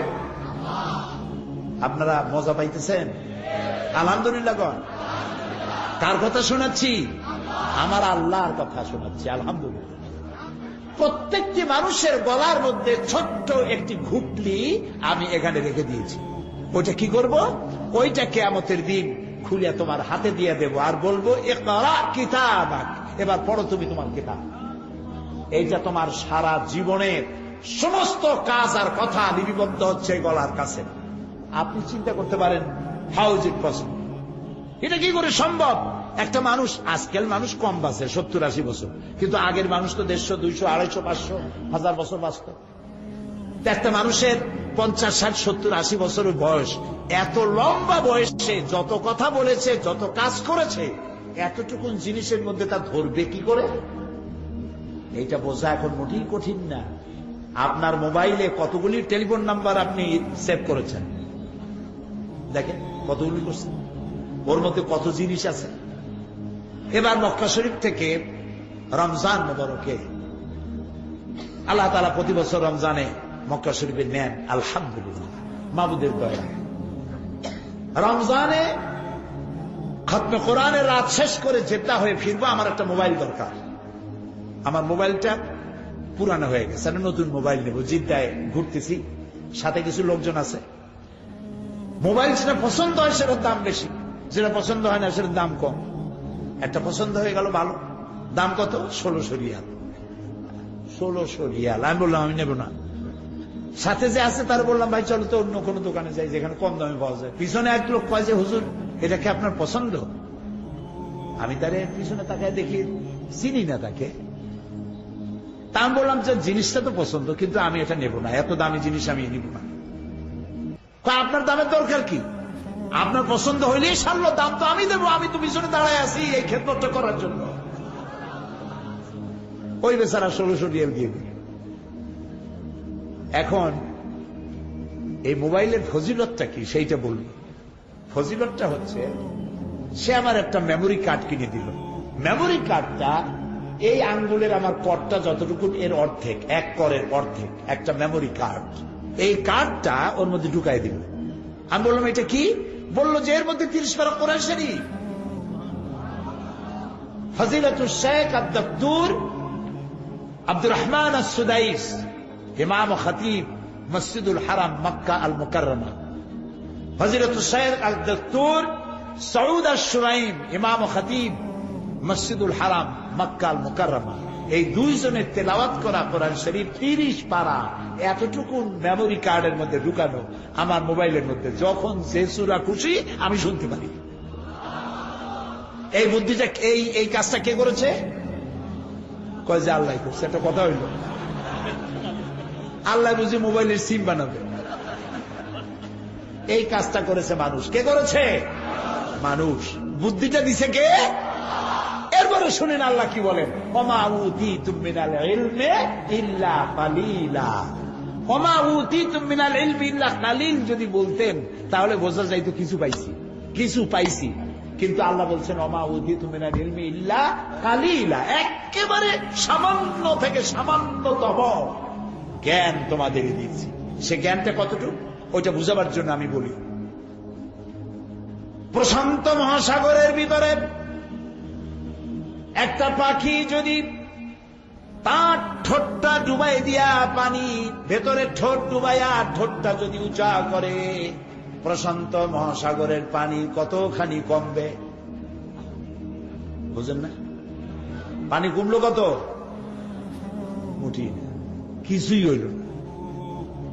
প্রশান্ত মহাসাগরের ভিতরে একটা পাখি তার ঠোঁট ডুবাইয়া যতটুকুন পানি উঠাতে পারে নাই, তাম পৃথিবীর সমস্ত মানুষ কিয়ামত পর্যন্ত আল্লাহর অফুরন্ত জ্ঞান ভান্ডার থেকে অতটুকুন জ্ঞানও লাভ করতে পারে নাই। আল্লাহ হচ্ছেন আলিম। আল্লাহ কি? আলিম, সমস্ত জ্ঞানের উৎস। সুবহানাল্লাহ। জ্ঞানের একচ্ছত্র মালিক আমার আল্লাহ রাব্বুল আলামিন। তিনি দিয়েছেন কোরআন, আর তিনি আইনকে দুই প্রকার করলেন। একটা করলেন কার জন্য? প্রকৃতির জন্য। আর একটা করছেন কার জন্য? মানুষের জন্য। মানুষের জন্য যে আইনটা করলেন, এই আইন করে দিয়ে মানুষকে কিন্তু বাধ্য করলেন না, ছেড়ে দিলেন ইচ্ছার উপরে। তুমি ইচ্ছা করলে ইমান আনতেও পারো, ইচ্ছা না করলে ইমান নাও আনতে পারো। এটার নাম হলো ইসলাম। এটার নাম কি? ইসলাম। এখানে কোনো জবরদস্তি নাই। লা ইকরাহা ফিদ্দীন। আমাদের ধর্মনিরপেক্ষবাদী বন্ধুরা তারা এইটারে বানাইছে ধর্মনিরপেক্ষ পক্ষের আয়াত, লা ইকরাহা ফিদ্দীন। একজন মুরব্বী, ধর্মনিরপেক্ষবাদীদের একজন মুরব্বী মারা গেছেন। কোন জায়গার কে নাম বললেন, তার সঙ্গে পার্লামেন্টে আমার দেখা। আমি বললাম, বড় ভাই, আপনাদের সাথে আমাদের কোনো গন্ডগোল নাই। আপনারা আমাদের হালের গরু পিটায় মারেন নাই, আমরাও আপনাদের পাকা ধানে মই দেই নাই, কোন শত্রুতা নাই। এই খালি ধর্মনিরপেক্ষ মতবাদ, এইটা আপনারা কেন রাখছেন? এটা বাদ দিতে পারেন না? কেন বাদ দেবো? আল্লাহ নিজেই তো ধর্মনিরপেক্ষ। আমি চিন্তা করলাম, আল্লাহ দাড়ি পাকা মানুষ কয় কি? আল্লাহ বলে ধর্মনিরপেক্ষ। আল্লাহর চাইতে ধর্মের পক্ষে আর কে? আল্লাহ নিজেই বলছেন, ইন্নাদ দীনা ইনদাল্লাহিল ইসলাম। আমার কাছে একমাত্র, কেবলমাত্র, শুধুমাত্র পছন্দনীয় জীবন ব্যবস্থার নাম কি? জোরে বলে, জোরে বলে, ইসলাম। ইসলাম তো আল্লাহ তো সবচেয়ে ধর্মের পক্ষে। লা ইকরাহা ফিদ্দীন। দিনের ব্যাপারে বাড়াবাড়ি নাই, ধর্মের ব্যাপারে বাড়াবাড়ি নাই। জবরদস্তি করে কাউকে ধর্মান্তরিত করতে পারবে না। তাবায়্যানা রুশদু মিনাল গাই। হক আর বাতিলকে আলাদা করে দেখানো হয়েছে। ওই যে বলেছি যে মানুষের জন্য বাধ্য করা হয় নাই, মানুষকে দুইটা পথ দেখানো হয়েছে। কথা কি শুনতেছেন? দুইটা পথ দেখানো হয়েছে। মানুষকে আল্লাহ জ্ঞান দিয়েছেন, গরুকে জ্ঞান দেন, মানুষকে জ্ঞান দিয়েছেন। জ্ঞানের জন্যই মানুষ মুকাল্লাফ হয়েছে। মানুষকে জ্ঞান দিয়ে দুইটা পথ দেখানো হয়েছে। একটা পথ গেছে কোন দিক? ডান দিক। আর একটা গেছে বাম দিক। ডান দিকের নেতৃত্ব দিয়েছে নবীরা, আর ডান দিকে যারা চলবে নবীরা তাদেরকে নেতৃত্ব দিয়ে নিয়ে যাবে কোথায়? জান্নাতে। বাম দিকে আর একটা রাস্তা, এর নেতা হচ্ছে কে? কন্ত নাম কন্ত কে? শয়তান। জোরে কোন নাম কি? শয়তান। এই বামপন্থে যারা যাবে শয়তানের নেতৃত্বে, জায়গা হবে কোথায়? আমার দেশের এক শ্রেণীর কপাল পোড়া মুসলমান নামধারী, তারা নিজেদেরকে দাবি করে আমরা বামপন্থী। কত বড় কপাল পোড়া হলে মানুষ বামপন্থী হয়। রাসূলুল্লাহ বলেছেন, লা তাকুলুশ শিমাল, বাম হাত দিয়ে কিছু খাইও না।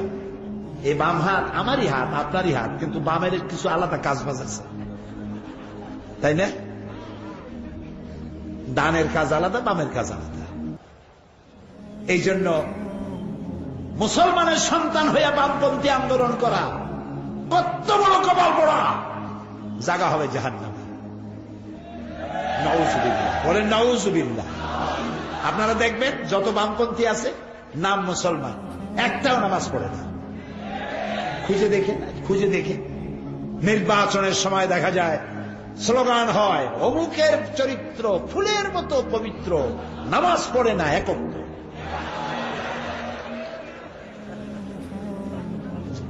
এই হলো বামপন্থী। তো আল্লাহ তাআলা ডাইন আর বাম দুইটা পথ দেখাই দিয়েছেন। এখন তোমার আকল আছে, আকল দিয়ে যা খুশি তাই করো, ডানেও যাইতে পারো, বামেও যেতে পারো। তবে আমি তোমাকে ইসলাম দিয়েছি, ইসলামী পথ হলো আসল পথ। এই পথে জোরাজুরি নাই, এ পথে কোনো বাধ্যবাধকতা নাই, মারধরি নাই, দাঙ্গা নাই, মারপিট নাই। রাসূলুল্লাহকে আল্লাহ তাআলা বলেছেন, ইন্নামা আনতা মুযাক্কিরুন লাস্তা আলাইহিম বিমুসাইতির। হে নবী, আমি আপনাকে দারোগা বানাই নাই, উপদেশক। শুধু উপদেশ দিয়ে যান মানুষকে। হেদায়েতের মালিক কে? আল্লাহ তাআলা। আল্লাহ ইচ্ছে করলে কি না পারেন। যারা নামাজ পড়বে না, আল্লাহ যদি ফেরেশতাদের বলেন হজরে নামাজ পড়তে যেগুলো আসে নাই, থাপড়াইয়া সবগুলোর দাঁত ফালায় দাও, পারতেন না? পারতেন না? এই যে রাতের বেলায় নিষিদ্ধ পল্লীতে যারা যায়, আল্লাহ তাদেরকে ড্রেনের মধ্যে ফালাইয়া সাপ দিয়ে কাটাইয়া মারে ফেলাইতে পারতেন না? পারেন না? আবার যারা তাহাজ্জুদের নামাজ পড়তে যায়, পথে পথে টাকা পয়সা কুড়াই পাইতে পারতো না? এগুলো আল্লাহ করেন না। আল্লাহ বুদ্ধি দিয়েছেন, দুইটা রাস্তা দিয়েছেন, বাড়াবাড়ি নাই, কড়াকড়ি নাই। ইসলাম পৃথিবীতে আসছে সভ্যতার বিকাশের জন্য। বর্তমান পৃথিবীতে যেটা হচ্ছে, এটা হচ্ছে ওয়ার অফ সিভিলাইজেশন, সভ্যতার যুদ্ধ। সভ্যতার বিরুদ্ধে অসভ্যতার যুদ্ধ। ইসলাম হলো সভ্যতা। সিভিলাইজেশন বলতে যেটা বুঝায়, সভ্যতা যেটা বুঝায়, সেটার নাম ইসলাম। সেটার নাম কি বলেন না জোরে? এই যে 8ই মার্চ, এটা কি মাস? এইটা কি মাস ইংরেজি? মার্চ। এই মাসের 8 তারিখে আন্তর্জাতিক নারী দিবস পালিত হলো, ঠিক না? আমি এটিএন বাংলায় প্রতি শুক্রবার আমার বক্তব্য প্রচারিত হয়, জানেন আপনারা। সেখানে আমি বলেছি 8ই মার্চ আন্তর্জাতিক নারী দিবস পালন হলো। এখন আবার দিবস কত চিন্তা করে কুলাইতে পারবেন না। আন্তর্জাতিক নারী দিবস, কন্যা দিবস, পিতৃ দিবস, মাতৃ দিবস, প্রবীণ দিবস, স্বাস্থ্য দিবস, তারপরে এই আসল কথা কই বলেছে, ভালোবাসা, ভ্যালেন্টাইন, ভালোবাসা দিবস, সাংঘাতিক। এখন আবার শুনলাম নতুন আর একটা দিবস বেরিয়ে, সেটার নাম হলো আন্তর্জাতিক চিন্তা দিবস। তা আমি জিজ্ঞেস করলাম, ভাইরা এইটা আবার কি? এই যে আন্তর্জাতিক চিন্তা দিবস জিনিসটা কি? কয় যে আমরা বহুত চিন্তা করছি, বহুত চিন্তা করছি, অনেক চিন্তা ভাবনা করে তারপরে আমরা একটা সিদ্ধান্তে পৌঁছে গেছি। বললাম সেটা দল শুনতেই হয়, জিনিসটা কি? বললো যে সেটা হচ্ছে এই, আমরা আন্তর্জাতিক চিন্তা দিবসে প্রত্যেকটা পার্কে, আইল্যান্ডে এবং গাছের গোড়ায়, যে কোনো সুন্দর সুন্দর জায়গাগুলিতে আমরা সব একত্রিত হয়ে বসবো। তারপরে গভীর মনোযোগ সহকারে আমরা চিন্তা করে দেখব যে আসলে আমরা কোনো ব্যাপারে চিন্তা করছি কিনা। এটা হলো আন্তর্জাতিক চিন্তা দিবস। নেই কাজ তো খই ভাজ, কোনো কাজ না থাকলে যা হয়। তো আন্তর্জাতিক নারী দিবস, আমি বললাম নারীর মর্যাদা। একদিন আপনারা নারী দিবস পালন করলেন, র্যালি করলেন, সমাবেশ করলেন, মিছিল করলেন, কবি, সাহিত্যিক, দার্শনিক সবগুলি আইনা বক্তৃতা, কবিতা, ছড়াছড়ি ইত্যাদি সব করলেন। নারীর মর্যাদা কি আদায় করতে পারলেন? নারীর সম্মান কি আদায় করতে পারলেন? নারী অধিকারের মানে কি? যে বেলি রোডের, ঢাকার বেলি রোডের রাস্তার ফুটপথে পা ঝুলাইয়া পরের ছেলে আর পরের মেয়ে এক জায়গায় বসে বসে সিনেমা চাবানো, এটা কি নারীর অধিকার? দিনের আলোকে অথবা রাতের আধারে জাতীয় সংসদের চতুর্পাশে কপতি বাকবাকুম করে বেড়ানো, এটাই কি নারীর অধিকার? নাউজুবিল্লাহ, এটা নারীর অধিকার নয়। নারীর সম্মান ইসলাম দিয়েছে, সুবহানাল্লাহ। সেটাও আজকে আমার বিষয় না। ভালোবাসা দিবস, ভালোবাসা দিবসের ভণিতা তো তারাই করবে যাদের ভালোবাসা জীবনে নাই। আমার প্রত্যেকটা দিন ভালোবাসা। আমি মুসলমান, চিল্লায় বলো আমরা কি? আমার প্রত্যেক দিন ভালোবাসা, আমার জন্ম ভালোবাসা, আমার বেঁচে থাকা ভালোবাসা, আমার মৃত্যু ভালোবাসা। যাদের জীবনে কোনো ভালোবাসা নাই, ওদের জীবনে অন্তত বছরে একবার ভালোবাসার নামে ভণিতা করা লাগে। ভণিতা বুঝেন তো? একটু ভণিতা করা লাগে। এই যে ইউরোপ আমেরিকায় যায় দেখেন পাগল কোন দেশে বেশি? আমেরিকায়। সব থেকে বেশি পাগল কোথায়? আমেরিকায়। পাগল হবে না কেন? বউর সাথে যদি স্বামীর ভালোবাসা না থাকে, স্বামী পাগল হওয়া ছাড়া কোনো উপায় নেই। পাগল তো ভালো, ছাগল হয়ে যাবে শেষ পর্যন্ত। বউ স্বামীরে বিশ্বাস করে না, স্বামী তার বউকে বিশ্বাস করে না, পাগল তো হবেই। Broken family. আমরা আমাদের দেশ নিয়ে তাদের খুব জ্বালা। জ্বালা কেন? আমরা তো শান্তিতে আছি কেন? আমাদের দেশের মতো বাপ, দাদা, দাদি, মা, ভাই, বোন একসাথে যৌথ পরিবারে মতো থাকা পৃথিবীতে কোথাও নাই, কোন জাতিতে নাই। ঠিক কিনা বলো? আলহামদুলিল্লাহ, যৌথ ফ্যামিলি আমার দেশে আছে, আলহামদুলিল্লাহ। তা আমরা শান্তিতে আছি কেন? এটাই হলো তাদের জন্য বিপদ। সেই জন্য বসন্তের কোকিলেরা, নির্বাচনের বাতাস সুরসুর করে যখন একটু বয়ে উঠছে, বসন্তের কোকিলেরা উড়ে আসতেছে, ইউএই থেকে আসতেছে, আমেরিকা থেকে আসতেছে, আমাদেরকে উপদেশ খয়রাত দিতে আসতেছে। আমাদেরকে গণতন্ত্র শিখাইতে আসো তোমরা। বাবাজিরা, আয়নায় চেহারা দেখো। ইরাকের গণতন্ত্র কারা ধ্বংস করেছে? আফগানিস্তানের গণতন্ত্র কারা ধ্বংস করলো? আলজেরিয়া কারা ধ্বংস করলো? বসনিয়া, চেচনিয়া কারা ধ্বংস করেছে? আমাদেরকে গণতন্ত্র শিখাইতে আইসো না, মানবাধিকার আমাদের শিখাও। লজ্জা হওয়া উচিত তোমাদের, শরম হওয়া উচিত। তোমরা ইরাকের আবু গরিব কয়েদখানায়, আহারে আহা, মুসলমান পুরুষগুলিকে উলঙ্গ করে আমার কলিজা ফেটে যায়। মুসলমান পুরুষগুলিকে উলঙ্গ করে একটা পুরুষের উপর আরেকটা, তার উপর আরেকটা, উলঙ্গ পুরুষগুলি দিয়ে মুসলমান দিয়ে পিরামিড বানাইছিল। মানবাধিকার শিখাইতেছ আমাদের?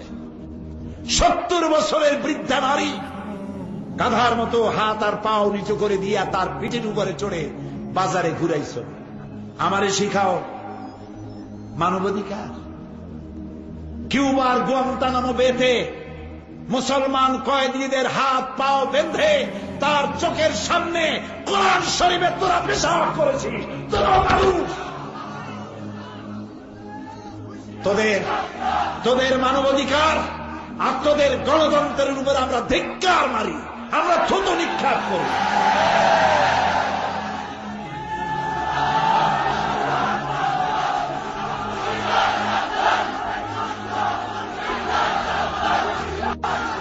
প্রিয় ভাই সব, হুঁশিয়ার সাবধান দেখাম নাই, আমরা সাবধান হই আগে। আমরা আগে সাবধান হই। আমি কোরআন শরীফ সামনে নিয়ে কোন জাতিকে আমি অভিশাপ দিতে চাই না। আমি আল্লাহর কাছে দোয়া করি, আল্লাহ তাআলা এই অবুঝদেরকে তুমি হেদায়েত দাও। মুসলমান যে সেরা জাতি তা তাদের বোঝার তৌফিক দিয়ে দাও। আমার রসুলের কাছেও বন্দী এসেছিল। রসুল্লাহর কাছে বন্দী আসে নাই? রসুল্লাহর কাছে বন্দী আসে নাই? আরে ভাই কথা বল না কেন? রসুল্লাহ কি ব্যবহার করেছেন? বলেছেন তুমি একটা বন্দী যদি 10টা লোককে জেনারেল লিটারেসি, 10টা লোককে যদি অক্ষর জ্ঞান সম্পন্ন করাতে পারো, স্বাক্ষর জ্ঞান শিখাইতে পারো, এর বিনিময়ে তোমার মুক্তি দিয়ে দেবে। বন্দীদের খাবারের অভাব নাই, পড়ার অভাব নাই, কোনো কষ্ট নাই, খাবার পড়া সব পাইতেছে। আমার মূর্খ লোকদেরকে শিখাও, তোমাদেরকে মুক্তি দিয়ে দেবো। সুবহানাল্লাহ। সুবহানাল্লাহ। আমার এই কোরআন শরীফের মধ্যে আমার আল্লাহ বলেছেন কারো দেবতাকে গালি দিবা না। সুবহানাল্লাহ কইতে ইচ্ছা করে না? কারো মন্দির ভাঙবা না, কারো গির্জা ভাঙবে না, আমার আল্লাহ বলেছেন। ইসলাম সব থেকে সহনশীল পৃথিবীতে। সুতরাং আমাদেরকে গণতন্ত্র, মানবাধিকার এইসব জিনিস আমাদেরকে শিখাইতে আইসো না, বরং তোমরা তোমাদের আয়নায় তোমাদের চেহারাটা দেখো, তোমাদের চেহারা শরীর একটু ভালো করে দেখো। এই যে কদিন আগে ওহাইও এবং ফ্লোরিডায় কি হইল, রেটিনা না কি বলে না বলে, হ্যাঁ ক্যাটেরিনা, রিটার ক্যাটেরিনা, এইসব আমরা শুনিনি। তোমরা পাপ করবা মর্ডার, আল্লাহর আযাবও হবে মর্ডার আযাব। যে ধ্বংস হয়েছে 100 বছরের মধ্যে এই সব শহর তারা আর করতে পারবে না।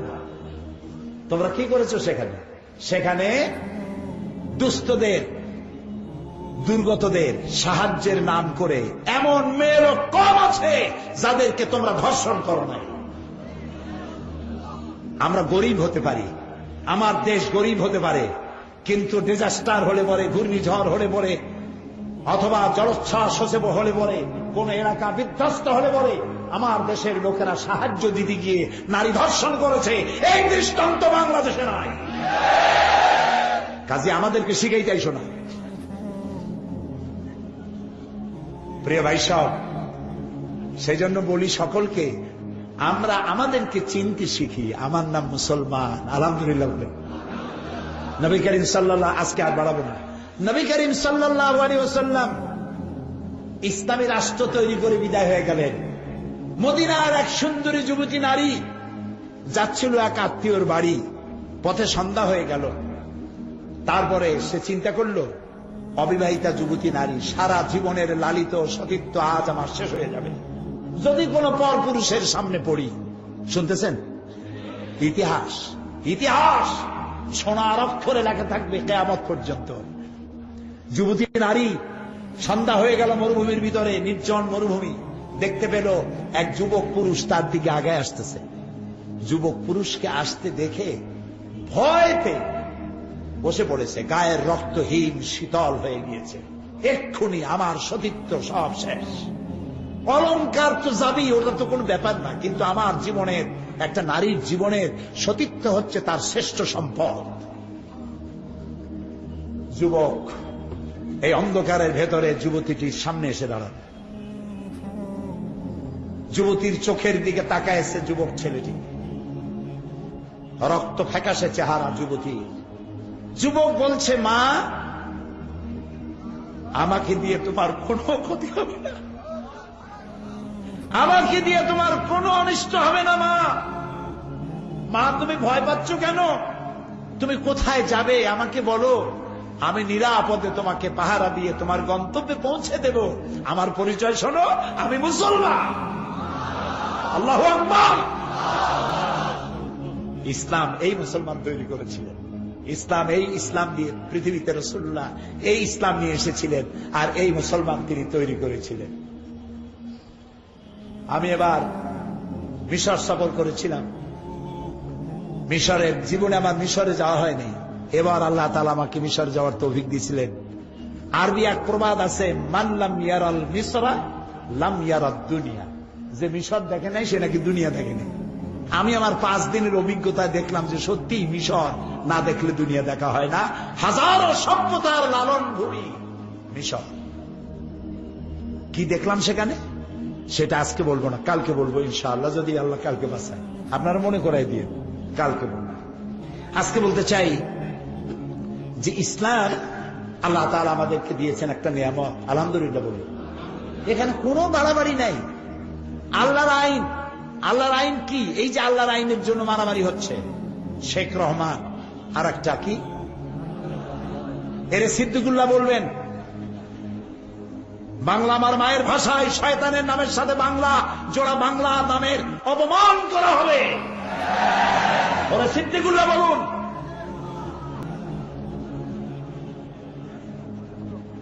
শয়তান, এ দুটোটা শয়তান। এ দুটো কি? শয়তানের চাইতেও নিকৃষ্ট শয়তান। নাম রাখছে জামাতুল মুজাহিদিন, নাম রাখা উচিত ছিল জামাতুল শায়াতিন, শয়তানের জামাত।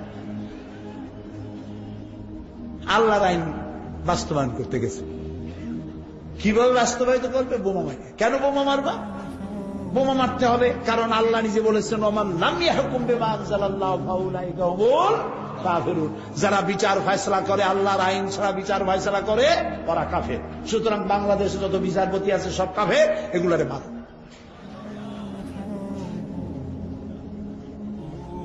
অর্ধ শিক্ষিত অশিক্ষিত যুবক, গরিব, এদেরকে মা বাবের কাছ থেকে নেওয়া হয়েছে। আমরা ইতিহাস যা পেলাম পত্র পত্রিকায়, মা বাপকে বলা হয়েছে, তোমার ছেলে, তুমি তো লেখাপড়া শিখাইতে পারবে না, তোমার ছেলেটা খুব মেধাবী, আমরা টাকা পয়সা খরচ করে বড় আলেম বানাই দেবো, কেয়ামতে বেহেশতে যাবা না, কোন জায়গায় যাবা টেরো পাবা না।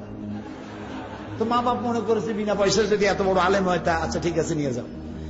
2-2.5 বছরের মধ্যে মা বাপের সাথে দেখা নাই, বোনের আদর নাই, ভাইয়ের যত্ন নাই, বন্ধুদের সংস্পর্শ নাই, মা বাপের সাথে সাক্ষাৎ নাই। সমাজ সম্পর্কে তাদেরকে বিদ্রোহ করে তোলা হয়েছে, বলা হয়েছে এই সমাজ গণতন্ত্র হারাম। দেখেন না বাংলাদেশের বিভিন্ন দেওয়ালে দেওয়ালে লেখে গণতন্ত্র হারাম, বাইনাত পত্রিকার নাম দিয়ে, দেখছেন আপনারা? গণতন্ত্র হারাম, নির্বাচন হারাম, ভোট হারাম, লং মার্চ হারাম, তাহাজ্জুদের নামাজ জামাতে পড়া হারাম, মেয়ে লোকেরা ঈদের নামাজে যাওয়া হারাম। আমার মনে হয় যে জাহেলের কাছে একখানা কিতাব আছে, কিতাবের নাম হলো কিতাবুল হারাম। ওখানে হারাম ছাড়া কিছু নাই, সব হারাম। শয়তান, জোরে বলেন কি? আরে ভাই, গণতন্ত্র যদি হারাম হয়, বোঝেন কথা, নির্বাচন আর গণতন্ত্র যদি হারাম হয়, তাহলে সরকার গঠনের পদ্ধতি কি? নবী করিম সাল্লাল্লাহু আলাইহি ওয়াসাল্লাম যদি বলতেন ইন্তেকালের সময় যে আমার মেয়ে নেতৃত্ব দেবে, আমার স্ত্রী নেতৃত্ব দেবে, কার বাবার হিম্মত ছিল প্রতিবাদ করা? বলেন। হযরত আবু বকর, ওসমান, আলী রিদওয়ানুল্লাহ তাআলা আলাইহিম আজমাইন, তারা ইন্তেকালের সময় যখন জিজ্ঞাসিত হয়েছেন আপনার পরে নেতৃত্ব কে দেবে, কি জবাব দিয়েছেন তারা? তারা বলেছেন, তোমাদের মধ্যে যে ব্যক্তি আল্লাহকে সব থেকে বেশি ভয় করে এবং বেশি যোগ্য দক্ষ, তাকে তোমরা নেতা বানায় নিও। এটাই গণতন্ত্র, এরই নাম গণতন্ত্র। এখন বিচারপতি মারা শুরু হয়ে গেল, বিচারপতি মারা। বিচারপতির সামনে যাচ্ছে, ইয়া আলী বলে মারতেছে, জালো গাড়িতে মারলো দুইটা শেষ। বিচারপতি, একটা হিন্দু একটা মুসলমান, ধরা পড়লো। এরপরে বরিশালে জিজ্ঞাসাবাদ হল, ইন্ট্রোগেশন করা হলো, তুমি কেন মারছো? কয় যে ও যে আল্লাহর আইন চালু করে না। তুমি কি চাও? আমি আল্লাহর আইন চাই। আরে বেটা, তুই যখন মরবি, আমি যদি মরো তো কি হবে? কয়তো আমি মরলে তো শহীদ হয়ে যাবো। আরে বেটা, তুই শহীদ হবি? তুই তো মানুষ খুন করে এসেছিস। চট্টগ্রামে বোমা মারল, আত্মঘাতী বোমা। এই বোমায় পুলিশ, কর্তব্যরত পুলিশের গায়ে বোমা লাগলো, পুলিশের গোস্ত ছিটকে গাছে উঠল, বিল্ডিং এর দেওয়ালে লাগলো। এই দৃশ্য টেলিভিশনে দেখলাম। নিহত পুলিশের টুকরা টুকরা গোস্ত পড়ে আছে এক জায়গায়, গাছের সাথে ঝুলানো। তার জুতা, তার জামা, তার বুট, তার মাথার হেড এ পড়ে আছে এক জায়গায়। আর তার পাশে তার এক সহকর্মী পুলিশ, এই খণ্ড বিখণ্ড পুলিশের দেহের পাশে দাঁড়ায় এক জীবিত পুলিশ দাঁড়ানো, দুই চোখ দিয়ে পানি বেয়ে বেয়ে পড়তেছে। কি অপরাধ করেছে পুলিশ? বাংলাদেশের পুলিশ বাহিনী সব থেকে কম বেতনে বেশি সার্ভিস দেয়। ওদের রাত নাই, দিন নাই, ওদের শীত নাই, ঈদ নাই, হওয়া নাই, মরা নাই, 24 ঘন্টা ডিউটি করে কম পয়সায়।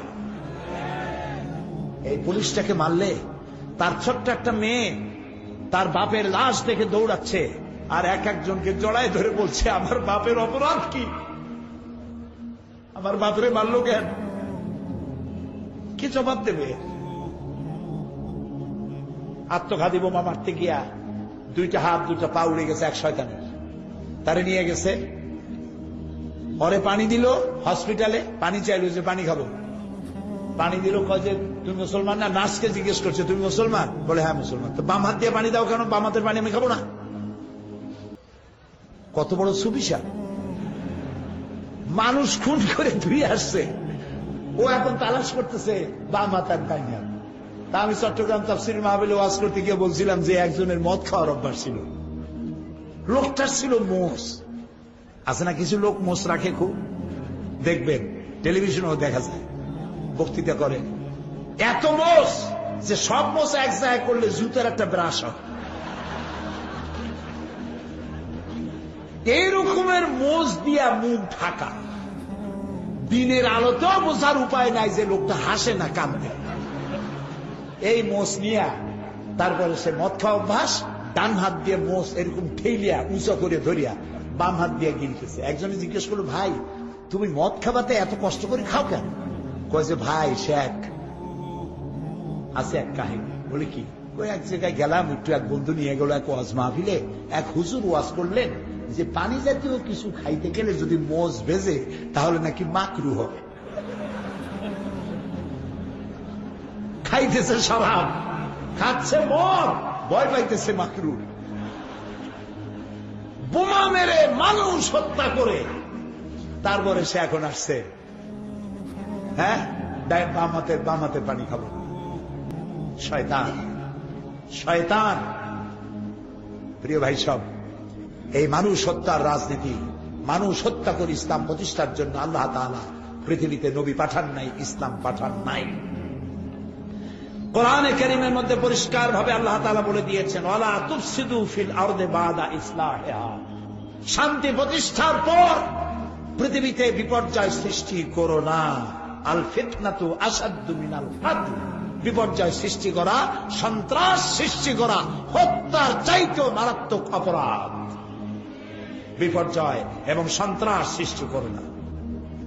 আল্লাহ তাআলা রাসূল তিনি বলেছেন, ইয়াসসিরু ওয়ালা তুআসসিরু, সহজ পথ অবলম্বন করো, চরম পন্থা অবলম্বন করো না। কে বলেছেন? আমার রাসূল বলেছেন। জিহাদ কোন এক ব্যক্তির পক্ষে, কোন সংগঠনের পক্ষ থেকে জিহাদের ঘোষণা দেওয়া জায়েজ নাই, হারাম, অধিকার নাই। জিহাদের ঘোষণা দিতে পারে কেবলমাত্র গভর্নমেন্ট, সরকার। কোন এক ব্যক্তি বা কোন দল জিহাদের ঘোষণা দিতে পারে না। সুতরাং আমাদের দেশে এই যা কিছু হলো, যারা মানুষ হত্যা করলো, ওমাইয়াকতুল মুমিনান মুতাআম্মিদান ফাজাযাউ জাহান্নাম, আল্লাহ তাআলা বলেছেন যে ব্যক্তি কোন মানুষকে হত্যা করবে, মুমিনকে হত্যা করবে, তার জায়গা হবে কোথায়? জাহান্নাম। যারা বলেন জায়গা হবে কোথায়? জাহান্নামে জায়গা হবে। আল্লাহ তাআলা কোরআনে কারীমের মধ্যে পরিষ্কার করে বলেছেন, মান কাতালা নাফসান বিগাইরি নাফসিন আও ফাসাদিন ফিল আরদ ফাকান্নামা কাতালান নাস জামিআ। এই পৃথিবীতে যদি কেউ একটা মানুষকে কেউ হত্যা করে, সে যেন সারা পৃথিবীর সব মানুষকে হত্যা করলো। বলেন নাউজুবিল্লাহ। একটি মানুষকে যদি কেউ বাঁচায় দিল, সে যেন সারা পৃথিবীর সমস্ত মানুষকে বাঁচার সুযোগ করে দিল। সুবহানাল্লাহ। সুতরাং যারা আল্লাহর কাছে রাসূলুল্লাহ বলছেন, নবী করিম সাল্লাল্লাহু আলাইহি ওয়াসাল্লাম বলছেন যে আল্লাহর কাছে এই পৃথিবীটা ধ্বংস হয়ে যাওয়া সহজ, একটা মানুষ নিহত হওয়া এর থেকে বেশি কঠিন। বাংলাদেশে এই জামাতুল মুজাহিদিন, হরকতুল জিহাদ, আর কি জুমরাতুল মাসাকিন, আরো একটা নাকি নতুন আবিষ্কার হয়েছে, নতুন নতুন নাম শুনতেছি, সেটার নাম হয়েছে নাকি আল জঙ্গিতুল জংলা। কোন জঙ্গল থেকে এগুলো বাইর হবে আল্লাহ জানে। জি, মানুষ হত্যা করা এদের কাজ। বলেন নাউজুবিল্লাহ। আল্লাহর মেহেরবানি, বাংলাদেশ সরকার এদেরকে গ্রেফতার করেছে, এদের সমস্ত অস্ত্রপাতি ধরা পড়েছে। আলহামদুলিল্লাহ বলেন। এখনো বাকি আছে, এখনো নাকি বাকি আছে। সরকারকে আমরা ধন্যবাদ জানাই, আলহামদুলিল্লাহ বলেন। সর্বপ্রথম শুকরিয়া জানাই আল্লাহ, চিল্লায় বলেন আলহামদুলিল্লাহ। যত অস্ত্র ধরা পড়েছে সবগুলি বোমা যদি বিস্ফোরিত হতো, বাংলাদেশ ভাঙ্গে চুরিয়া মঙ্গল গ্রহে চলে যেত, ঠিক কিনা? আল্লাহ সব ধরাই দিয়েছে। এই জন্য আমরা প্রশংসা করি আল্লাহ রাব্বুল আলামিনের। তারপরে মান লাম ইয়াশকুরিন নাস ফালাম ইয়াশকুরিল্লাহ, যে ব্যক্তি মানুষের কৃতজ্ঞতা স্বীকার করতে জানে না, সে আল্লাহ শুকরিয়া আদায় করতে জানে না। আমরা কৃতজ্ঞতা স্বীকার করি, সরকারের, কৃতজ্ঞতা স্বীকার করি আমার পুলিশ বাহিনী, র্যাব কোন আলাদা বাহিনী নয়, পুলিশ, বিডিআর, আর্মি, এদের মধ্য থেকে বাছাই করা এলিট লোকদেরকে বাছাই করে সুশিক্ষিত, দক্ষ, যোগ্য লোকদের দিয়ে র্যাপিড অ্যাকশন ব্যাটালিয়ন তৈরি করেছে সরকার। এই র্যাবকে আল্লাহ তাআলা আরো যোগ্যতা বাড়িয়ে দিন, বলেন আমিন। শেখ রহমান ধরা পড়েছে সিলেটে, আলহামদুলিল্লাহ, বলেন আলহামদুলিল্লাহ। সিলেটের পবিত্র মাটিতে শয়তান থাকতে পারেনি, আল্লাহ ধরাই দিয়েছে, আলহামদুলিল্লাহ বলেন। সুতরাং সারা বাংলাদেশ বলেছে আলহামদুলিল্লাহ। আর একটি গোষ্ঠীর কলজায় খুব দুঃখ, তারা বলছে ইন্না লিল্লাহ। এত তাড়াতাড়ি ধরা পড়লো কেন? আরো কিছু মরতো, আরো বদনাম হইতো।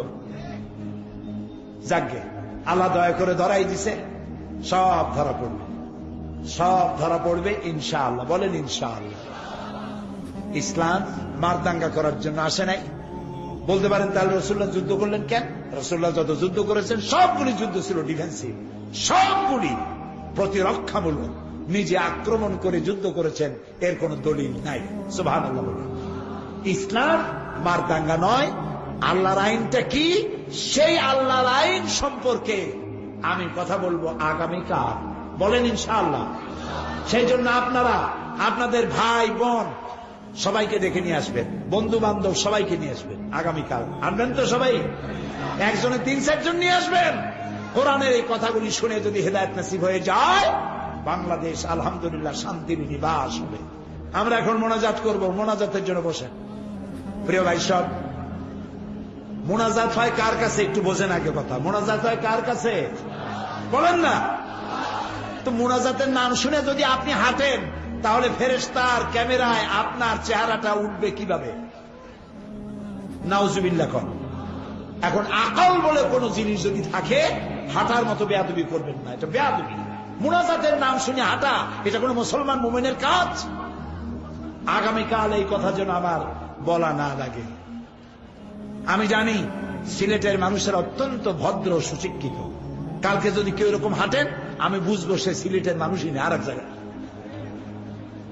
আল্লাহ রহম করুক, আমরা বলি আমিন। আগামীকাল আপনারা আপনাদের ভাই বোন, বন্ধু বান্ধব সবাই নিয়ে আসবেন। আলোচনা হবে ইসলামী আইন কি জিনিস, এটা কি মারামারি, খুনাখুনি, দাঙ্গা, এটা জিনিসটা কি, এটার উৎপত্তি কেন হলো, পরিণতি কি, যাচ্ছি কোথায়, দায়িত্ব কি, এই কথাগুলি আগামীকাল বলবো যদি আল্লাহ তৌফিক দেয়, বলি আমিন। এখানে এখন মোনাজাত হবে, মোনাজাতের পর আজান হবে, এশার নামাজ জামাতে আদায় করবেন। ঢাকা থেকে অনেকগুলো লাইব্রেরি আসছে, মোবাইল লাইব্রেরি, অনেক বই আছে, আপনারা বইগুলো কিনে নিয়ে যাবেন। বিশেষ করে মিশরে আমি কি দেখেছি কালকে বলবো, কিন্তু ওটা আমি বই লিখে ফেলেছি, রাস্তায় রাস্তায় বই লিখছি। এখন চিন্তা করেন মিশরের রাস্তা কত ভালো, যে রাস্তায় বসে, গাড়িতে বসে বই লেখছে। কেমন দেশ, আমি কালকে সে কথাগুলি বলবো। বইয়ের নাম রেখেছি নীল দরিয়ার দেশে। এই বই পড়ার সময় আপনার মনেই হবে যে আপনি যেন মিশরে নিজেই গেছেন। এই বইটি পাওয়া যাবে। আর সন্ত্রাস ও জঙ্গিবাদ দমনে ইসলাম, এটি আমার লেখা বই। সন্ত্রাস আর জঙ্গিবাদের সাথে ইসলামের যে কোনো সম্পর্ক নাই, এই বইটির মধ্যে পাওয়া যাবে। আর আল্লাহ তাআলা মৃত্যু দেহ নিয়ে কি করবেন, আমরা মরে গেলে আমাদের মরা লাশ নিয়ে আল্লাহ করবেন কি, আর আল্লাহ এখন কোথায় আছেন। ছোট ছোট বই, দামও কম, ওইখানে বহুত বই পাওয়া যাবে।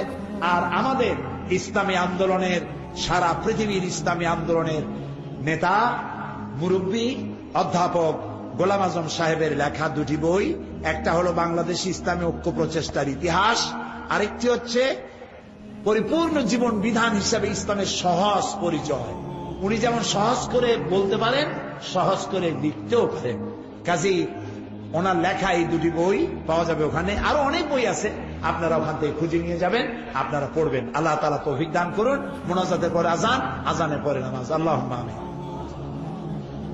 ربنا ظلمنا أنفسنا وإن لم تغفر لنا وترحمنا لنكونن من الخاسرين। আয় আল্লাহ তাআলা, হাজার হাজার মুসলমান নরনারী দীর্ঘক্ষণ তোমার দ্বীনের কথা আমরা শুনেছি, মেহেরবানি করে আমাদের জিন্দেগীর গুনাহ খাতাকে মাফ করে দাও রব্বুল আলামিন। আমাদের মা বাপ মুরব্বী যারা দুনিয়া থেকে বিদায় হয়ে গেছে, কবরগুলিকে জান্নাতের টুকরায় পরিণত করে দাও। রব্বির হামহুমা কামা রব্বায়ানি সগীরা, পড়েন সবাই, রব্বির হামহুমা কামা রব্বায়ানি সগীরা। আয় আল্লাহ তাআলা, পৃথিবীতে মুসলমানেরা যত জায়গায় বিপদে আছে, সমস্ত বিপদগ্রস্ত মুসলমানদের আল্লাহ তুমি সাহায্য করো। আয় আল্লাহ তাআলা, আমাদের প্রিয় জন্মভূমি বাংলাদেশের উপরে রহমত নাজিল করো রব্বুল আলামিন। আমাদের পুলিশ, আমাদের র্যাব, আমাদের আর্মি, আমাদের সেনাবাহিনী, তারা যে যোগ্যতার সাথে কাজ করতেছে, যত দুষ্ট ইসলামের নামে, তোমার আইন প্রতিষ্ঠার নামে যারা ভুল পথে পরিচালিত হয়েছে, আল্লাহ তুমি তাদের হেদায়েত করো, আর দুষ্টদের তুমি ধরায় দাও। এদের মদতদাতা কারা, এদের সাহায্যকারী কারা, এদের পরামর্শদাতা কারা, সবগুলিকে জাতির সামনে চেহারা খুলে দাও। আল্লাহ তাআলা, আগামীকাল এই মাহফিল শেষ হবে, তুমি দয়া করে আগামীকালকের মাহফিল সফলভাবে মাহফিল পরিচালনার সুযোগ করে দিও। এবং এই মাহফিলের আয়োজন করে আঞ্জুমানে খেদমতে কোরআন 31 বছর ধরে মাবুদ তোমার কোরআনের খেদমত তারা করছে। বিশাল আয়োজন, বিশাল প্যান্ডেল, লাইট, মাইক, মঞ্চ ইত্যাদি, অনেক খরচ হয় তাদের। আল্লাহ তাআলা সিলেটি ভাই বোনদেরকে আঞ্জুমানে খেদমতে কোরআনের এই বিশাল খেদমতে শরীক হওয়ার মতো আর্থিকভাবে সহযোগিতা করার তৌফিক সকলকে দান করে দিন। সবাই যেন যাওয়ার সময় টাকা দিয়ে যায়, এরকম আগামীকাল টাকা নিয়ে এসে আঞ্জুমানে খেদমতে কোরআনের সমাজ গঠনমূলক কাজে বেশি পরিমাণে সহযোগিতা করতে পারে এই তৌফিক আল্লাহ তুমি দিয়ে দিন। ربنا تقبل منا إنك أنت السميع العليم وتب علينا إنك أنت التواب الرحيم سبحان ربك رب العزة عما يصفون وسلام على المرسلين والحمد لله رب العالمين واجعل آخر كلامنا عند الموت لا إله إلا الله محمد رسول الله. السلام عليكم.